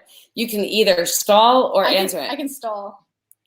Ready to go. No. I can handle this. I can do this. Well, people come up to us during the shows. So 'cause black people- soldier fly rearing. Is that what you want to know about? Well, the whole I know how to grow dubias. I've done that, Right. and the idea of just it's so many fucking flies. I can't imagine. Yeah, no, you have to have Anything cages. Anything that flies is really hard. So You- superworms, mealworms, or beetles, those are okay. Those are super You easy. You keep do them big in your trays closet. and yeah. Right. Dubias you can breed. Flies and waxworms and hornworms that turn into moths that require cages and special lighting. That's where it gets complicated when you're having things flying around your house or your warehouse. That's where things are a little different. People are like, can I breed my own larvae and save money? And we're like, I mean, some people have success over their own compost. There's no biome, way I'd and, want to like, grow the that flies. myself. That seems like Yeah, you really have to be dedicated as a farmer. It is fly farming and collecting eggs every day and kind of planting them And it is like seed sowing. You do have to go and tend to it every day, and then make sure you're nurturing their environment, humidity wise, temperature wise, food wise. He licks the AirPod, and Anybody listening on later on in the recording, you're missing the dog. Just sneak up behind. it's it. ASMR. It's ASMR. Dog tongue. Yeah, no, see, I think that I love when people are like, because Robert, who's not here, gets it all the time because he builds racks, and people are like, "Well, I could build that," or they'll like, "Can you tell me how to build that?" And like, go try. Feel free. It's But- just Love to see you try. and more than anything, it's like it's troubleshooting. Like, I mean, obviously they'd have an okay skeleton. They get an idea. If they think they can do it, they can probably do one part of it. But like, there's the troubleshooting. What if this A, B, C, D, E, or any number of steps in the process goes wrong? Do you know how to fix it? And that's really what it comes down to. I mean, you could read all the blogs you want, but experiencing disease, experiencing like a mold outbreak, or what happens if your, food is None of them hatch. none of them hatch is a common thing. And or how to get the adults to breed. You can breed enough, but you have to know what to adjust throughout the process to kind of like, and it's taken years, and we're learning every day. And I never claim to be like know everything, because there's constantly new information coming out. But I mean, we definitely try. we definitely try, and we definitely think that it's more difficult than it looks like on paper or in diagrams. I definitely think, like, so if I was you and someone came up and asked me how they do it, I have no problem telling them, because I think what's going to happen is they go, "Oh, I can do this." They're going to buy some black soldier fly larvae from you. They're going to go home. They're going to try it, and then they're all going to hatch. Flies will end up fucking everywhere, and they're going to be back at you in a month or two going, "Okay, no, I just need to go ahead and buy some soldier fly." Yeah, it's either that or like, I mean, in some cases, like some people, I support sharing the knowledge, because if somebody figures out a better way, let me know, because I let you know what I know. And if you improve on that, like that's where we grow in the field, Right. is talking to each other, and actually not trying to patent the information, not trying to privatize the sector, like just telling people what we know and what we've experienced. Being honest about it's not that easy. And please don't buy eggs from us if you are not an experienced, like you've done this before, because it's a lot of money. And what's up, Jimmy?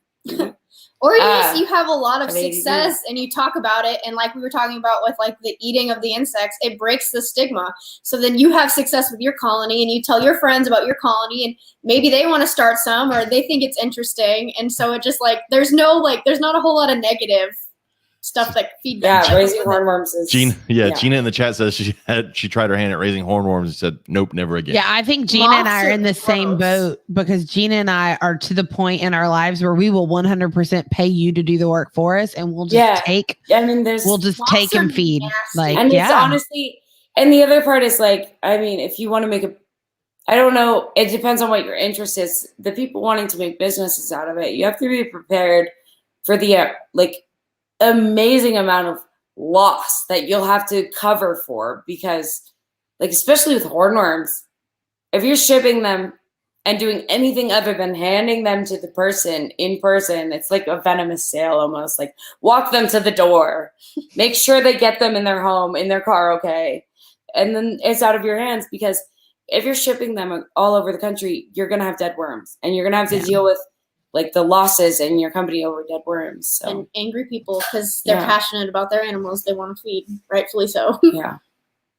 There's more. So, yeah. I saw on your website you have an article that was in the New York Post, and it's got some pictures, and the Washington Post, yes, and it's got pictures of like big. It's like grow tents, but instead of weed, you're growing flies, and it's just like giant fly grow tents that look like the thing of nightmares. Yes. Yeah. I mean, yes, but I haven't looked at these pictures. I got to pull it up on the thing. Hold on. Okay. I'm gonna pull it they're up. actually different. Like, they're different, colored lighting than I would recommend for your grow tent. But because we found basically, like, if you look at the pigment in black soldier fly eyes, and so there's There's the picture. That is a thing of nightmares. Do you walk in there? Those don't remind me of gross hens, but the lighting is kind of similar. Do you go in that tent? Yeah. You have you really just go through the little holes. You stick your hands, and that's where you interchange things. So that's actually they're about 4 feet tall. They're smaller than us. Yes, you have to go in to do some terrible maintenance or vacuuming of dead bodies. Or if they all just you let them all die and vacuum them out. No, every day you have to vacuum out the dead bodies from the bottom. Like with crickets, if you have like a box of crickets. And it's so stinky when you empty out that vacuum. Oh my God. It doesn't quite smell like seafood like crickets, but it's still not great. All right. I've never heard crickets compared to seafood. But you've been comparing to bugs to seafood this whole episode. When I but not the smell. But not the smell. And I didn't know anything about feeders, and I was a broke college student, and I was like, I had to run to the restroom. Okay. I'll be back. I just leave your headphones. Leave your headphones. Yeah, we don't want to hear you in there.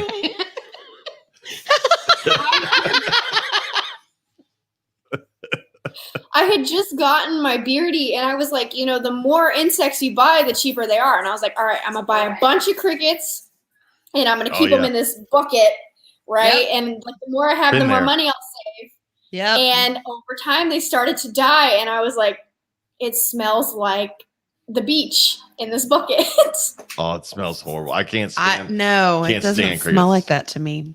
No, we don't deal with crickets. We treated our one of our geckos recently for parasites, and we know that sometimes crickets can be linked to that, and we don't mess with them. I mean, obviously we don't have to because of like we're a bug farm, and if we don't grow crickets, we don't need to feed crickets. But yeah, we actually, someone gave us some after a show one time. They're like, oh, we're just giving them away. Like, here, take them. And we're like, okay, diversity in our lizard's diet. And we put them in the bin and had it all set up. And I guess I didn't feed them off quick enough. And they just like disintegrated and was like liquid in the paper towels in the bottom of the bin. And I was like, this is nasty. And I'm never doing it ever again. That sounds horrible. So Anguish Lemon, whoever that is. It's a fabulous name. So how do I take care of my larvae once I buy them? So someone buys black soldier fly larvae from you at a show. What is the proper? Obviously, do not put them in the refrigerator. Yes. Don't do that. Do not. Right. So we actually, this is part of, I guess I can kind of give you like my spiel I give it at shows and stuff. And so when people are like, oh, I already picked up, crickets from this vendor. And we're like, okay, cool. You can, diversity is important. You want to include a bunch of, insects in their diet, but the larvae is good to pair with anything else you feed because they contain this thing called lauric acid, and it actually helps keep parasites at bay. And so it's a great thing in the, the lizard world to help control things like that. But when you get them from us, I don't know, the way other people package them, but when you receive the container, you can leave them in the substrate that they come in the container on the table. I leave mine on top of my bearded dragon's tank at room temperature. You don't have to feed them. You don't have to gut load them like you do crickets or roaches or anything like that. They can just stay in here. You just sift them out. You don't want the substrate getting into the bowl because, you don't want your animal eating substrate if they don't have to. But yeah, you just sift them out, pop them in a bowl. They're good to go. Obviously, they don't need a calcium dust because they're that nutritious and that high in calcium. You still want your vitamin dust like once a week, of course. But yeah, just in the container, they come in at room temperature. And if they're not as big as you'd like them to be, you can feed them like soft fruit, like bananas or apples. Kind of gets them the biggest to like the fastest to grow, basically, because it's moist. But we also have a grub care PDF available on our website that is also very specific. If you it's actually scan our QR mostly code. Only available through. So if you buy any of our products, any label will have. A QR I'm trying code. so hard. It's reversed. That'll tell you how to take care of it. Yes. Because we really liked being able to put in the box like the care guides. But did we? Because that just meant like an extra flyer. It's more work and it's not, honestly, environmentally friendly. But and I think really what she was getting to is like once we stared branching out into insects. Into more insects, yeah. It's like we needed, separate flyers. Yeah, like it was hard. Like dubias came next and like. There was a dubia care sheet versus like, and you'd have to look through each order, and when the orders are, over 200 a day. You want to put the larvae care sheet and the roach care sheet and the flyer and the packing slip. Yeah, I mean, like, Yeah, combine QR codes them, come in one very QR handy. code. Yeah, and it's one QR code, and you can scroll through all of our PDFs and all the care guides. Yeah, so you can see. And if you're wondering now how to how do I take care of the okay. Yep.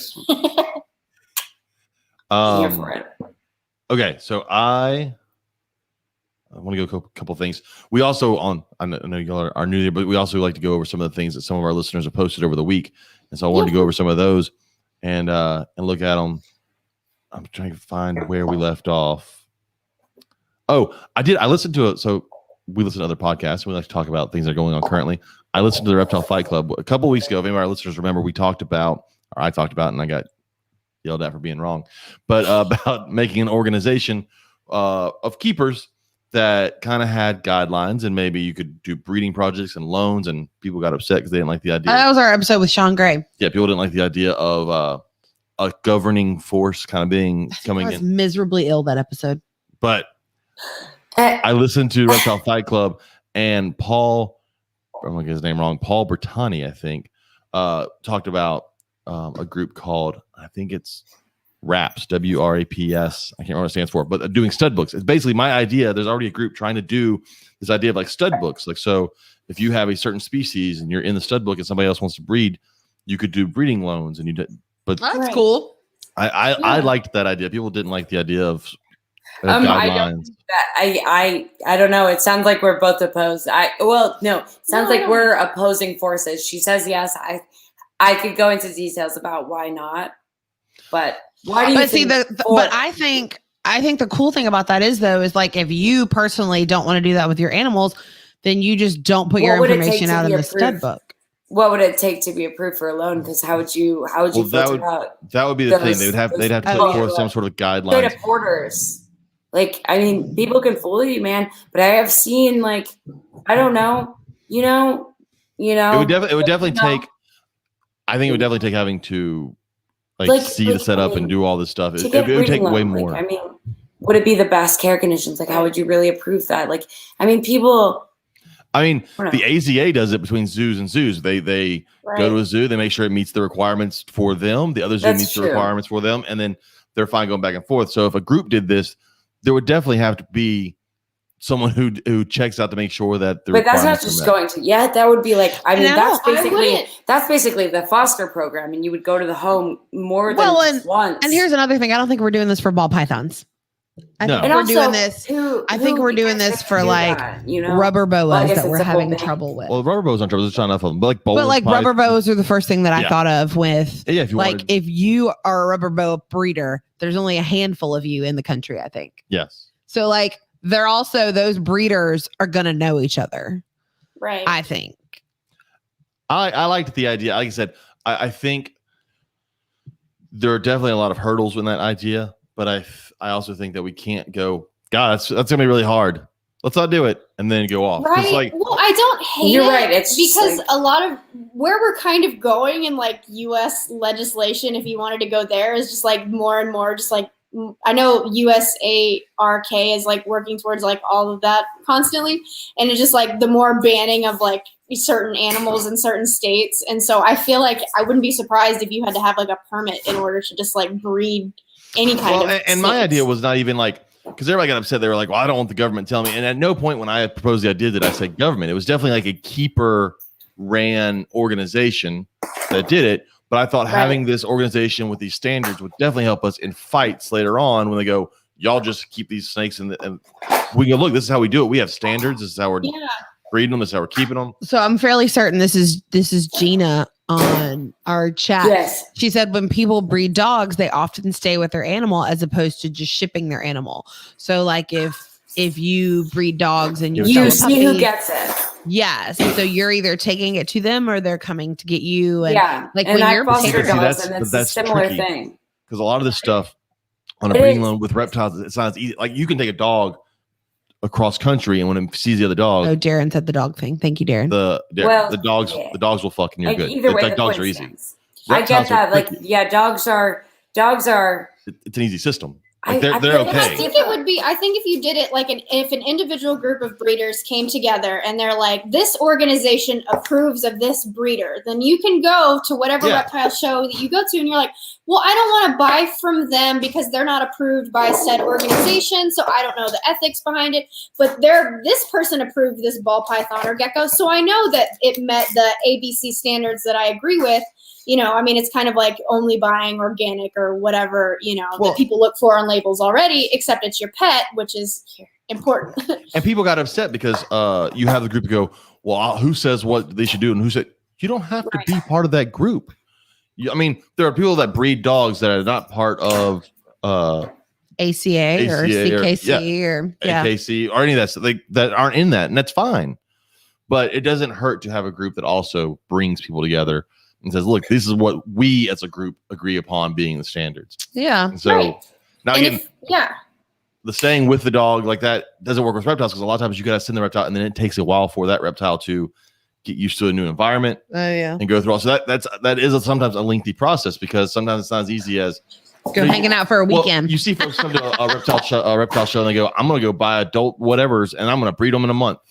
Okay. Well, first off, those people should probably buy what they're buying. And it's not always that easy. It's like sometimes animals, especially some of these harder to keep reptiles, aren't. I think so exotic animals really do attract not to any of our reptile lovers that we all love and trust, but like it really attracts the attention-seeking crazy kind people. Or impulsive, like no research done. I want an exotic. Yeah, that's why iguanas being cheap or sulcatas being cheap is a bad idea. I saw that miniature fox, and I felt the same way. And I did see that. knew nothing about it. Finnick? It wasn't a finnick. I knew. No, it was not a finnick. It was a miniature white. He called it something else. Someone goes, "It's a finnick," and he said something else. And I was walking to the bathroom, and I couldn't remember what he said. Yeah. Huh. Yeah. It wasn't a finnick, but it was. It looked like a finnick at the zoo. I mean, that just kind of like, if you want to tie it into like just like the overall education of just like insects in the reptile industry in general, is like, if your friend or your neighbor is like, hey, can you watch my dog this weekend? You're like, yeah, sure. I know it needs to have water, have food, and probably needs to go outside and be walked. But if your friend has no experience with reptiles and you give them your bearded dragon and you're like, here you go, take care of my bearded dragon this weekend. It could easily die. They don't know what it eats. They don't know the lighting. They don't know the substrate. It's all things that you have to learn. And so that's kind of like where, again, we kind of touched on, if bring it back to us, is why we, again, sell our food so cheap at like the shows and stuff like that, is we're like, this is good food. This is good for your rescues. This is good for your babies. Like, we know it's a lot to learn and you just picked up this baby bearded dragon and you don't know much, but we got you on the food end. The substrate and the lighting, that's on you, but we got you. You can't go wrong here. It's healthy for them. It's going to get their calcium. It's not going to make them too fat. It's what they need. So we understand that like education is it needs to be just continued to push in the like reptile industry. Everything we do. I agree with that. Yeah. Yes. But sure.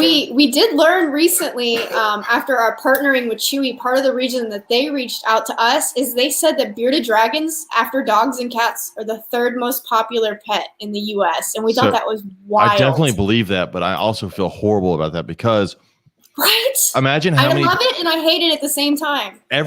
So probably 90% of the people, when I meet someone and they say they have a bearded dragon, they didn't buy that bearded dragon. Mm-mm. They didn't get it as a baby. It was given to them as an adult. Healthy or unhealthy, whatever. And I'm like, that's a good point. Where are the fucking babies at? Like, no, you see all these people at a show buy a baby and you're like, most of these aren't going to make it. They're just not going to make it. And it's not because animals die and that stuff happens. It's bad care. And unfortunately for bearded dragons, and tortoises are another one, they can take a lot of bad care for a long time before they die. Just suffer. But I definitely believe that and we've pushed them. And the problem is beardeds aren't a great pet. Like when it goes to lizards, they're not a great pet lizard. They're not a good lizard to start with. No, they're a great pet. Like anybody that likes beardeds, I'm not saying they're not a good pet for you to have. Yeah, I call them the yellow lab of the reptiles. They're very cuddly and friendly. I feel like. Yeah. They just their care though is not great for the general public. Not for starting out. It's definitely easier to do a crested gecko That thing doesn't take any heat. You can keep it at room Fat temperature. tail. You can make its Right. food from a powder. So much easier. Or a fat tail. Even blue tongue skinks are so much easier than a bearded because temperature requirements aren't as bad. They don't have to have the UV lighting, all the stuff that can cause it to happen. And so that's my only problem with beardeds. I love beardeds. I think they're really cool. It's just I see That's so so many funny. people get them, and It's so funny. I just got my first crested, and I have bearded dragons. I have leopard geckos. I fought every type of frog imaginable. I fought all the different, insects imaginable, and I'm freaking out about the crested. We were in that And- boat a year ago. Yeah, it's actually Yeah. like very scary to have something that I didn't know Needs about very Pangea. little. And Pangea, like that was new to me, and I'm like, you won't like. I knew nothing about. Yeah. I always wanted oh no, we froze again. different Oh, they froze. gecko like There that. we go. Mm-hmm. Oh, Yeah, sorry. it's- Our It's very daughter- different having a different gecko. I wanted a gargoyle, but my daughter wanted a crested, and then she hung out with Sean Gray Fucking Sean Gray. and John Grant. Fuck you, John Gray. And so we've had Charlie for about a year and a half now. And And by it's not we, hers. It's now in our bedroom. by It's we, he's ours. mine now. And it's so great because I had a feeling that after about 6 months, it wasn't going to be what she wanted. I knew she was going to want a leopard gecko or a fat tail gecko, not something that was going to continue to jump and things like that. Well- But I was fine with it because I knew I wanted it in the long run. So Well, and Everybody this kind of goes counterintuitive to what you guys do, but I think first pet lizards for people probably shouldn't be insect eating lizards. It's a little 'Cause people trickier. See, They have to get over their fears of insects first. It's so much Yeah, easier I for mean, like a there's mom different- or something to go, here's some lettuce. I got some lettuce for your lizard, or Pangea, which makes that so much easier when it comes to those guys. Yeah. because a What is lot that? of we get a lot of if you think about it though, like because she's 10 Sorry, I now, was reading the question. so she was 8.5 when we got him. And yes, she was a very responsible child, and yes, she did a good job taking care of him. But most kids that get a lizard, it's going to be that parent that ends up taking care of it. And like you said, yeah, 100% of just the time. toss in some yeah. veggies. We get emails that makes all sense. the time. They're like, I bought mean, what my 10-year-old kids- son what- a bearded dragon well, what for kids- Christmas. Can it eat X, Y, and Z? And we're like, yes. there's also, no- here's some tips. No kid's pet, unless your kid is like, that overly like worrisome, like very. Yeah. But like, I mean, But at somebody that age, also has you're to not buy ready. the food, the correct food. Yeah, and you're not ready to take care of another. Well, and that's why I say something like the Cresty, which has a prepared diet that's easy to do, is easier, or the blue tongue skink, which can eat, and people will get upset, but it can eat like canned cat food, high quality canned cat food, and other things you can buy at a grocery store, and that does tend to be easier as a starter. Whereas beardeds, you have moms who I'm not touching crickets, or I'm not touching roaches, or I'm not touching maggots, and it gets trickier. And I say moms, there's dads. Trust me, it's not a mom or dad thing. It's everyone. But Honestly, there's more women that I've found in the bug industry more willing to touch insects than men. I can think of a Fun fact. lot of stories there's only one thing I won't mess with. There's only one thing I won't. I mess with. know, and I can think of lots of times where it's been Katie, come take care of this. It's one thing. It's roaches, but it's not. It's like dubias. I'm cool with. Hissers. I'm cool But with. it happens I like can't- twice a year. I can't do native roaches. They gross me the fuck out. I had a bad experience as a kid. Because you guys know you live in the South, so at least twice a year you're gonna get that random big old cockroach that comes in Oh, your no. house. Only It twice a year happened. for you guys. Well, okay, well, I think that's Yeah, about it happens. Yeah, but you say that. happens a lot. Who? But I have to remove spiders. It's an I even trade. Wished that one the other night because That it poor scared spider. me, and I was in the bathroom. I've always said in a house. So I tend to like to take spiders outside because I like spiders. I'm okay but- with that. But I that do the is same with roaches because I know that I can't kill them in the first pounding, and Oh, like I I'm do. not here But to see, like, that's in relation to brutalize, the amount of you know. clothes I have on. The Yeah. fewer clothes I have on, the more likely the spider is going to die. Yeah. If I I am have naked in a literally- bathroom, that spider's not fucking making it. Look, I'm gonna be honest, and I'm gonna put this out there for our listeners, and you can laugh at me or roll your eyes or whatever. I had just sat down to go pee, and this spider the size of a quarter comes running out from under the bathroom rug, and without hesitating or thinking, I picked up my big old size 12 shoe and stomped it. Brittany Patchett because right now is somewhere like having an aneurysm or killing It spiders. scared me. It caught me off guard. I was sitting on a toilet going to pee, and I was like, "Nope, you're not getting safe today. Sorry, man." and it didn't make it. And Not in my private, comfortable place. That is my space. I didn't come to like, your space. it Don't threw come to my me space. off. But normally I will. I'll scoop it, and the size of the spider also determines whether or not I call you. Yep. But when you're just so vulnerable, Yeah. It wasn't happening. Like it wasn't. So, if my mother listens to this, I wanna she's go gonna with- be like, "Oh my god!" I want to go with something that got brought up in the chat. They said, "Are you against permits for animals if they didn't cost?" I'm not against permits for animals in general, and I'm not against permits that cost as long as it is done. The problem is usually the ones designing the permits and making the permits and doing all that. One, don't know the animals, and two, don't understand the hobby, don't understand any of this. So like some places want to pass a permit per animal type. That's ridiculous. A permit per animal is crazy. I'm not totally against a yearly permit if it wasn't ridiculously priced. And if that money went towards something useful that would help, conservation or something like that. right. But I'm all for a permit system, especially for like the larger constrictors. I don't think everyone needs a 15-foot It depends on the snake. animal. Yeah. It's a really general question. I mean, I Just don't like- think you need a permit for a corn snake. I don't. Or depending on where you live. Or a leopard gecko. yeah, that's what I was thinking. Or purities. But like when you mentioned like bigger Large constrictors, large or more monitors, and threatening venomous. animals. Yes. Yeah, and the exotics like that shouldn't be here. Well, things that could cause, if gotten loose, could could cause cause issues. a issue Or with the that- public. It shouldn't be in this climate. Green Like, iguanas. Yes. yeah, that. But like, if they shouldn't be in this climate, like, I'd Yeah. also like want to make sure like that it was like, I don't know. So I'm okay I with the don't- permits if they were done it right, but no I one. mean, am I seems to do against them right. permits? I don't know if like the permit really like prevents the animal from entering the country, but like, yeah, I think a permit is a good like I step. feel like- if you're- I feel like if you more have an animal, information but- is needed Yes. prior to me being committed to an answer. Well, one way more- or the other. Correct. And it also needs to be That's what I done. was trying to say. There also needs to be a better process of how they design these permit systems, because a lot of places have tried to do permits, but they just, again, they're not having hobby people be part of the process. I agree with the Right. last It's like comment. in the world And of education. All these people want to Yeah. make rules about teaching, Now, and they're not listen, freaking teachers. And listen, anybody out there, I get it, because some people are going to say, look, some people are Sorry. going to say That's my that soapbox. the people doing it legally aren't the issue, and that the ones that are doing it illegally aren't going to worry about a permit. Right. And I agree. That's 100% true. But it would allow us, as the ones that are doing it correctly, to go, look, we've done it correctly. So if you're going to pass laws and legislation from this point on, it needs to be harsh punishments for the ones doing it incorrectly, not completely banning reptiles from an entire state and you can't own anything. Right. Yeah, I Yeah. think that people who have been in, I don't know. I mean, and it also like It's permit. It's like complicated. it's a legal thing, and it just depends on who was in charge. I mean, and what state? I hate to and I hate to bring it up, And- but and like more in Tiger King, it just took the guy I was bringing thinking about Tiger bringing King. baby cubs to the House of Representatives and the Senate, and they're like, "Oh, it's so cute, and we love them. Why would we ever ban tigers?"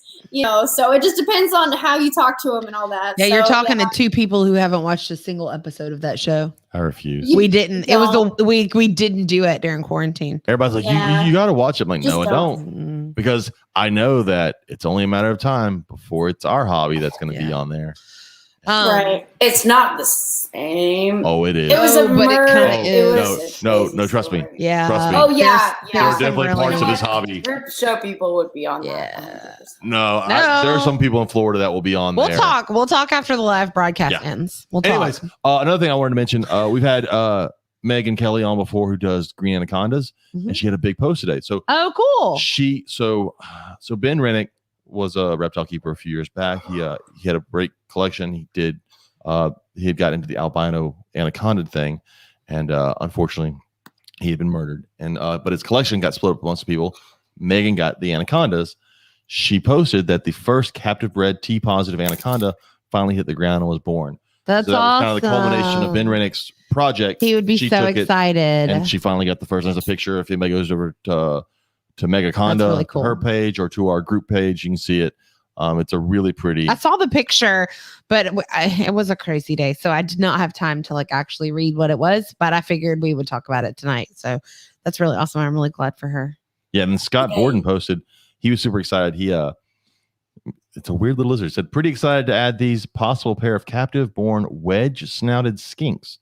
That sounds cool. It's the first time in his entire hobby lifetime that he's ever had a skink species, and it's a cool little, like, it's a really, really long, skinny skink. Like, that's neat. It's definitely got a little lizards. nose for digging in the sand and all. That was really cool. Way to go, Scott. That's awesome. Fun.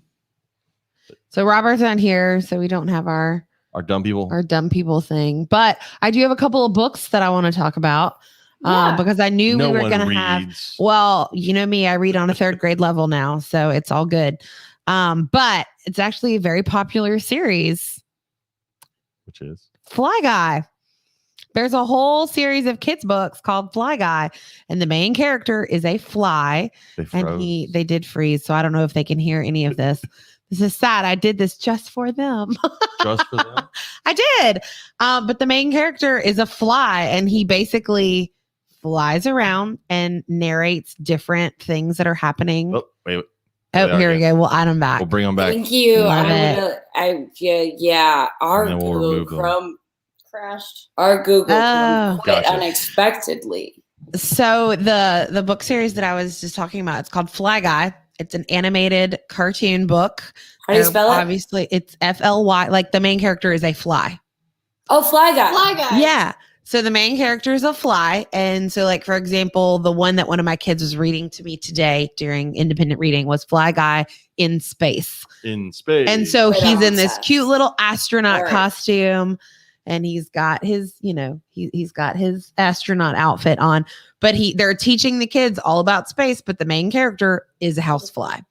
And I thought that was kind of cool. And he literally, like, on the pages, you see him flying around the stuff and little thought bubbles will pop out. And so you get, like, fun little factoids about whatever you're reading. So that's a really fun one for kids. And then another one is The Diary of a Worm. I know it's not a bug, it's a worm. It's an annelid. I didn't know that, but I knew you Segmented would. worm. But also, But- How to Eat Fried Worms was a good one too. That was a one good is one. good. That's a little older than 3rd grade. 'Cause, Oh, okay. Like, we read that with my 5th graders. Some of my 5th graders last year read it and they really liked it. Okay, so you're all about the worms. You're Yeah. you're not about eating them, but you want to, like, teach others. Well, children. one of the things that I do is here lately is I try to find books that kids can read that tie into whatever it is our guest talks about or does, or something to do with reptiles I like that. or Yeah, I something know. like that. And so the Diary of a Worm was fun, but there's more in this series now. It's been a while since I've read any of those, but it's basically like a day in the life of a worm. If worms went to school and stuff like that. One of my assignments in undergrad was writing a story about what it was like to be a specific insect. But that's not her. A day-to-day That's not her thing, book. and to go Yeah. through the entire life cycle, including mating. So that's Yeah. so funny. So So what insect did you pick? I think we were assigned one, and I think it actually was a fly, and so we had to describe what it would be like to mate as a fly, and it was real weird. yeah. So funny Not enough, a kid-friendly So- book.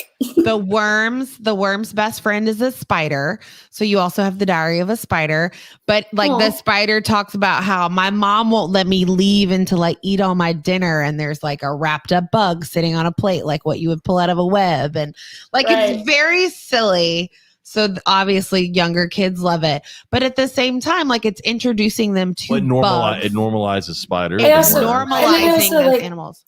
I also like personifying bugs, in Yes. a kid's book, because I was just talking to someone today. I have this little spiny flower mantid, and he has the saw most it. delicate legs.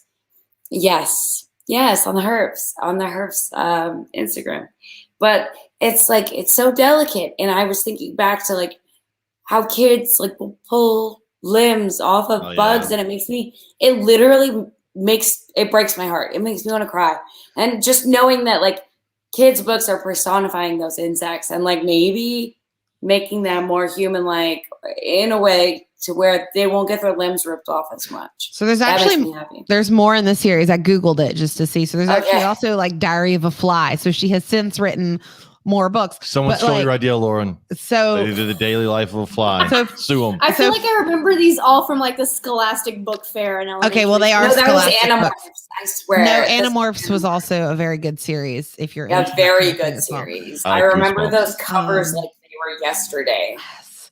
So, for example, like here's like the little blurb about it. It says, "Worm is all about having fun, respecting the earth, and never taking baths. Many children can relate to this funny character.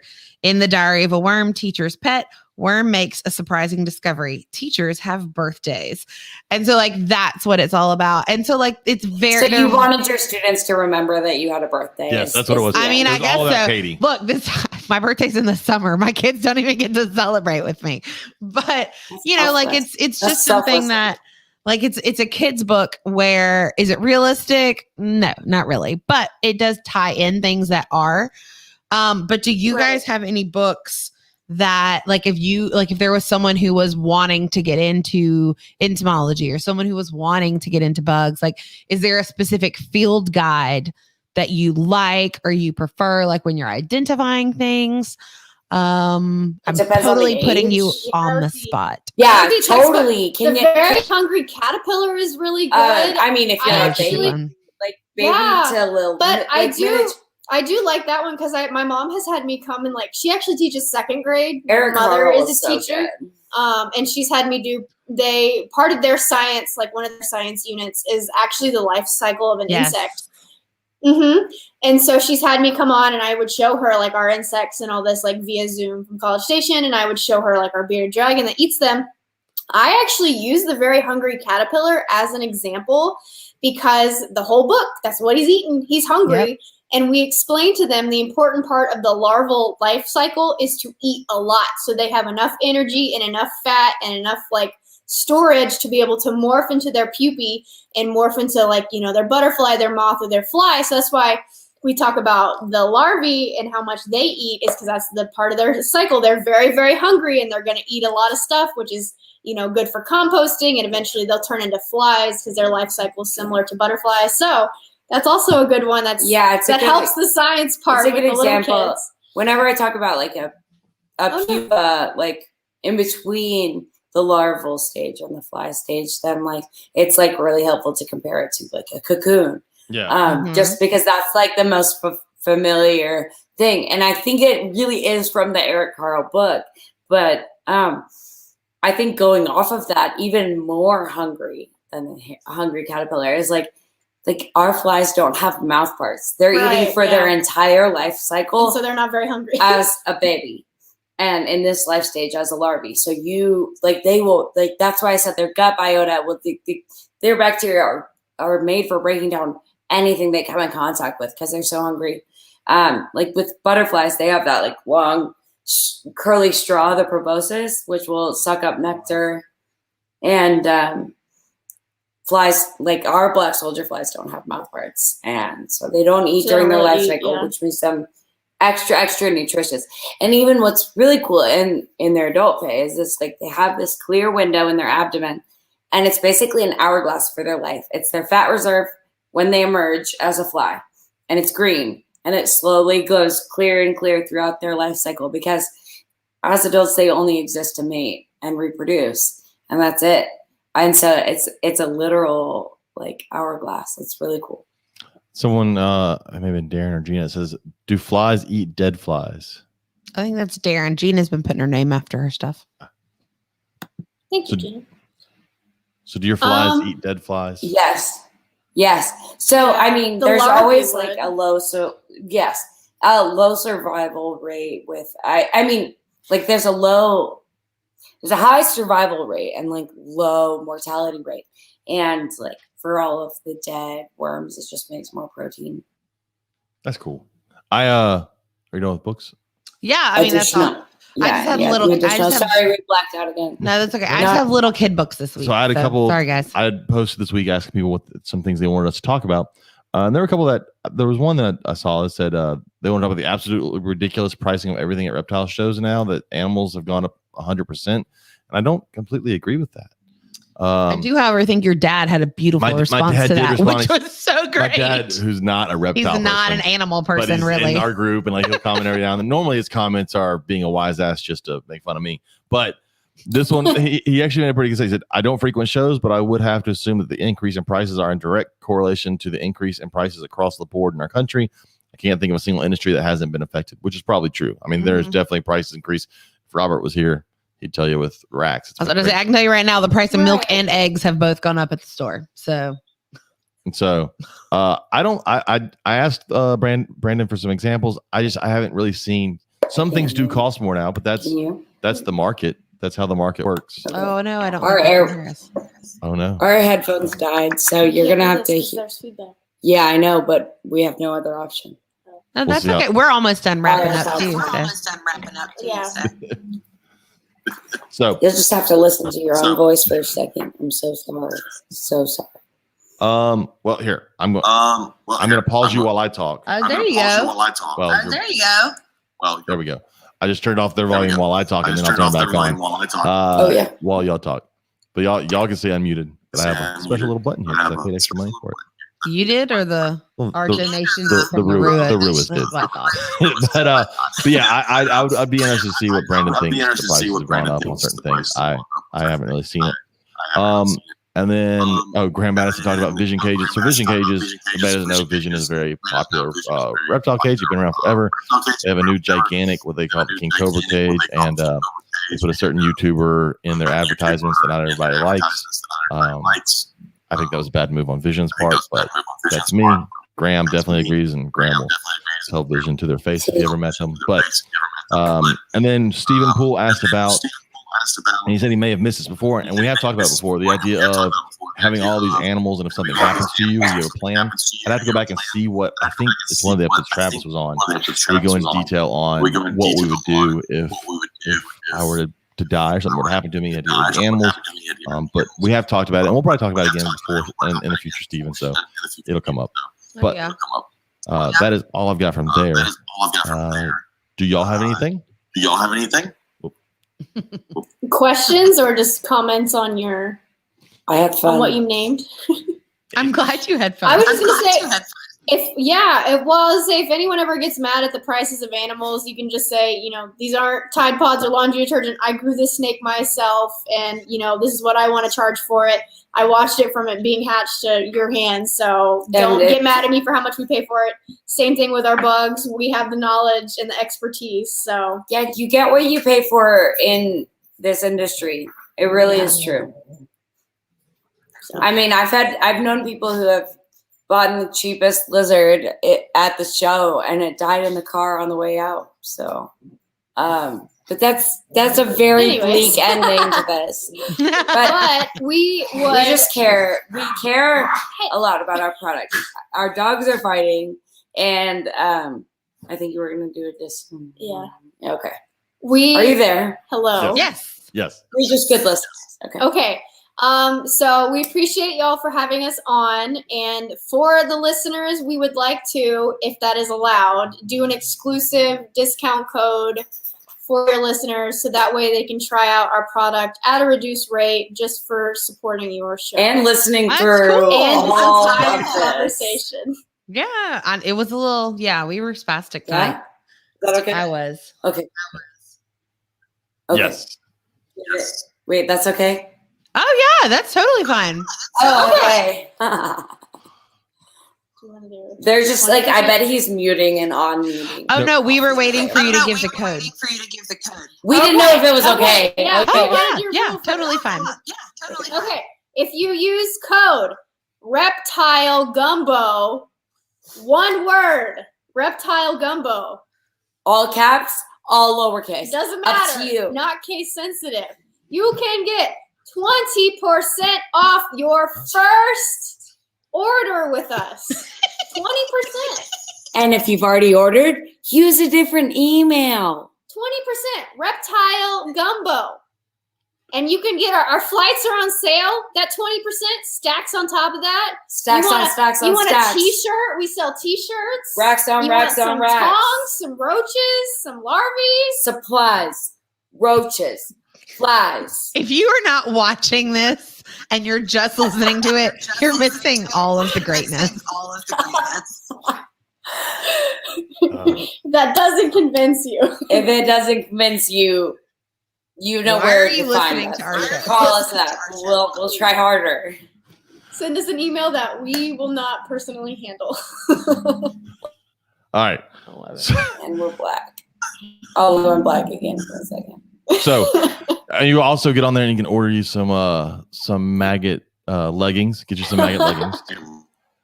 So okay. Our internet is out. So let's wrap this up. If they want to get a hold of y'all and talk to y'all, figure out what they want to order, if they want to look into getting the flights, what is the best way they can do that?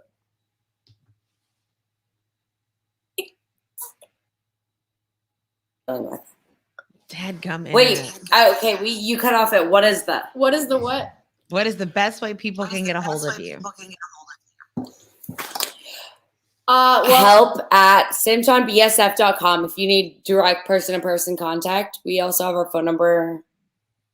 wait, Facebook, Instagram, email is the best. You can also Phone just number- go to our website. Phone number is We less have- good than We email. have like a form you can fill out. Oh no, they froze.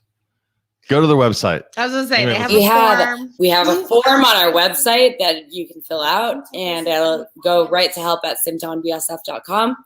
But again, that email, if you have any questions, or that website, should we do the website? Is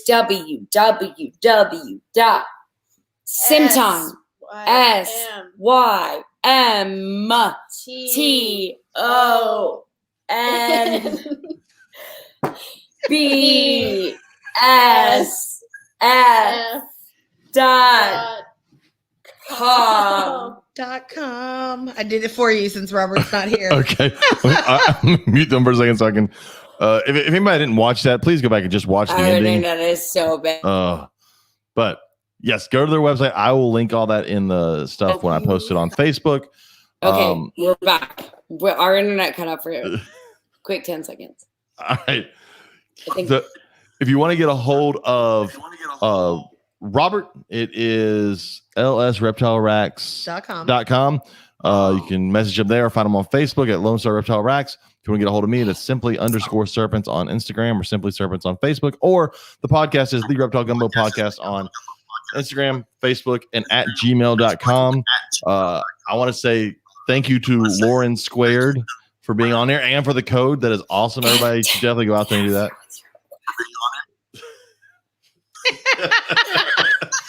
This is definitely an episode you got to watch live, guys.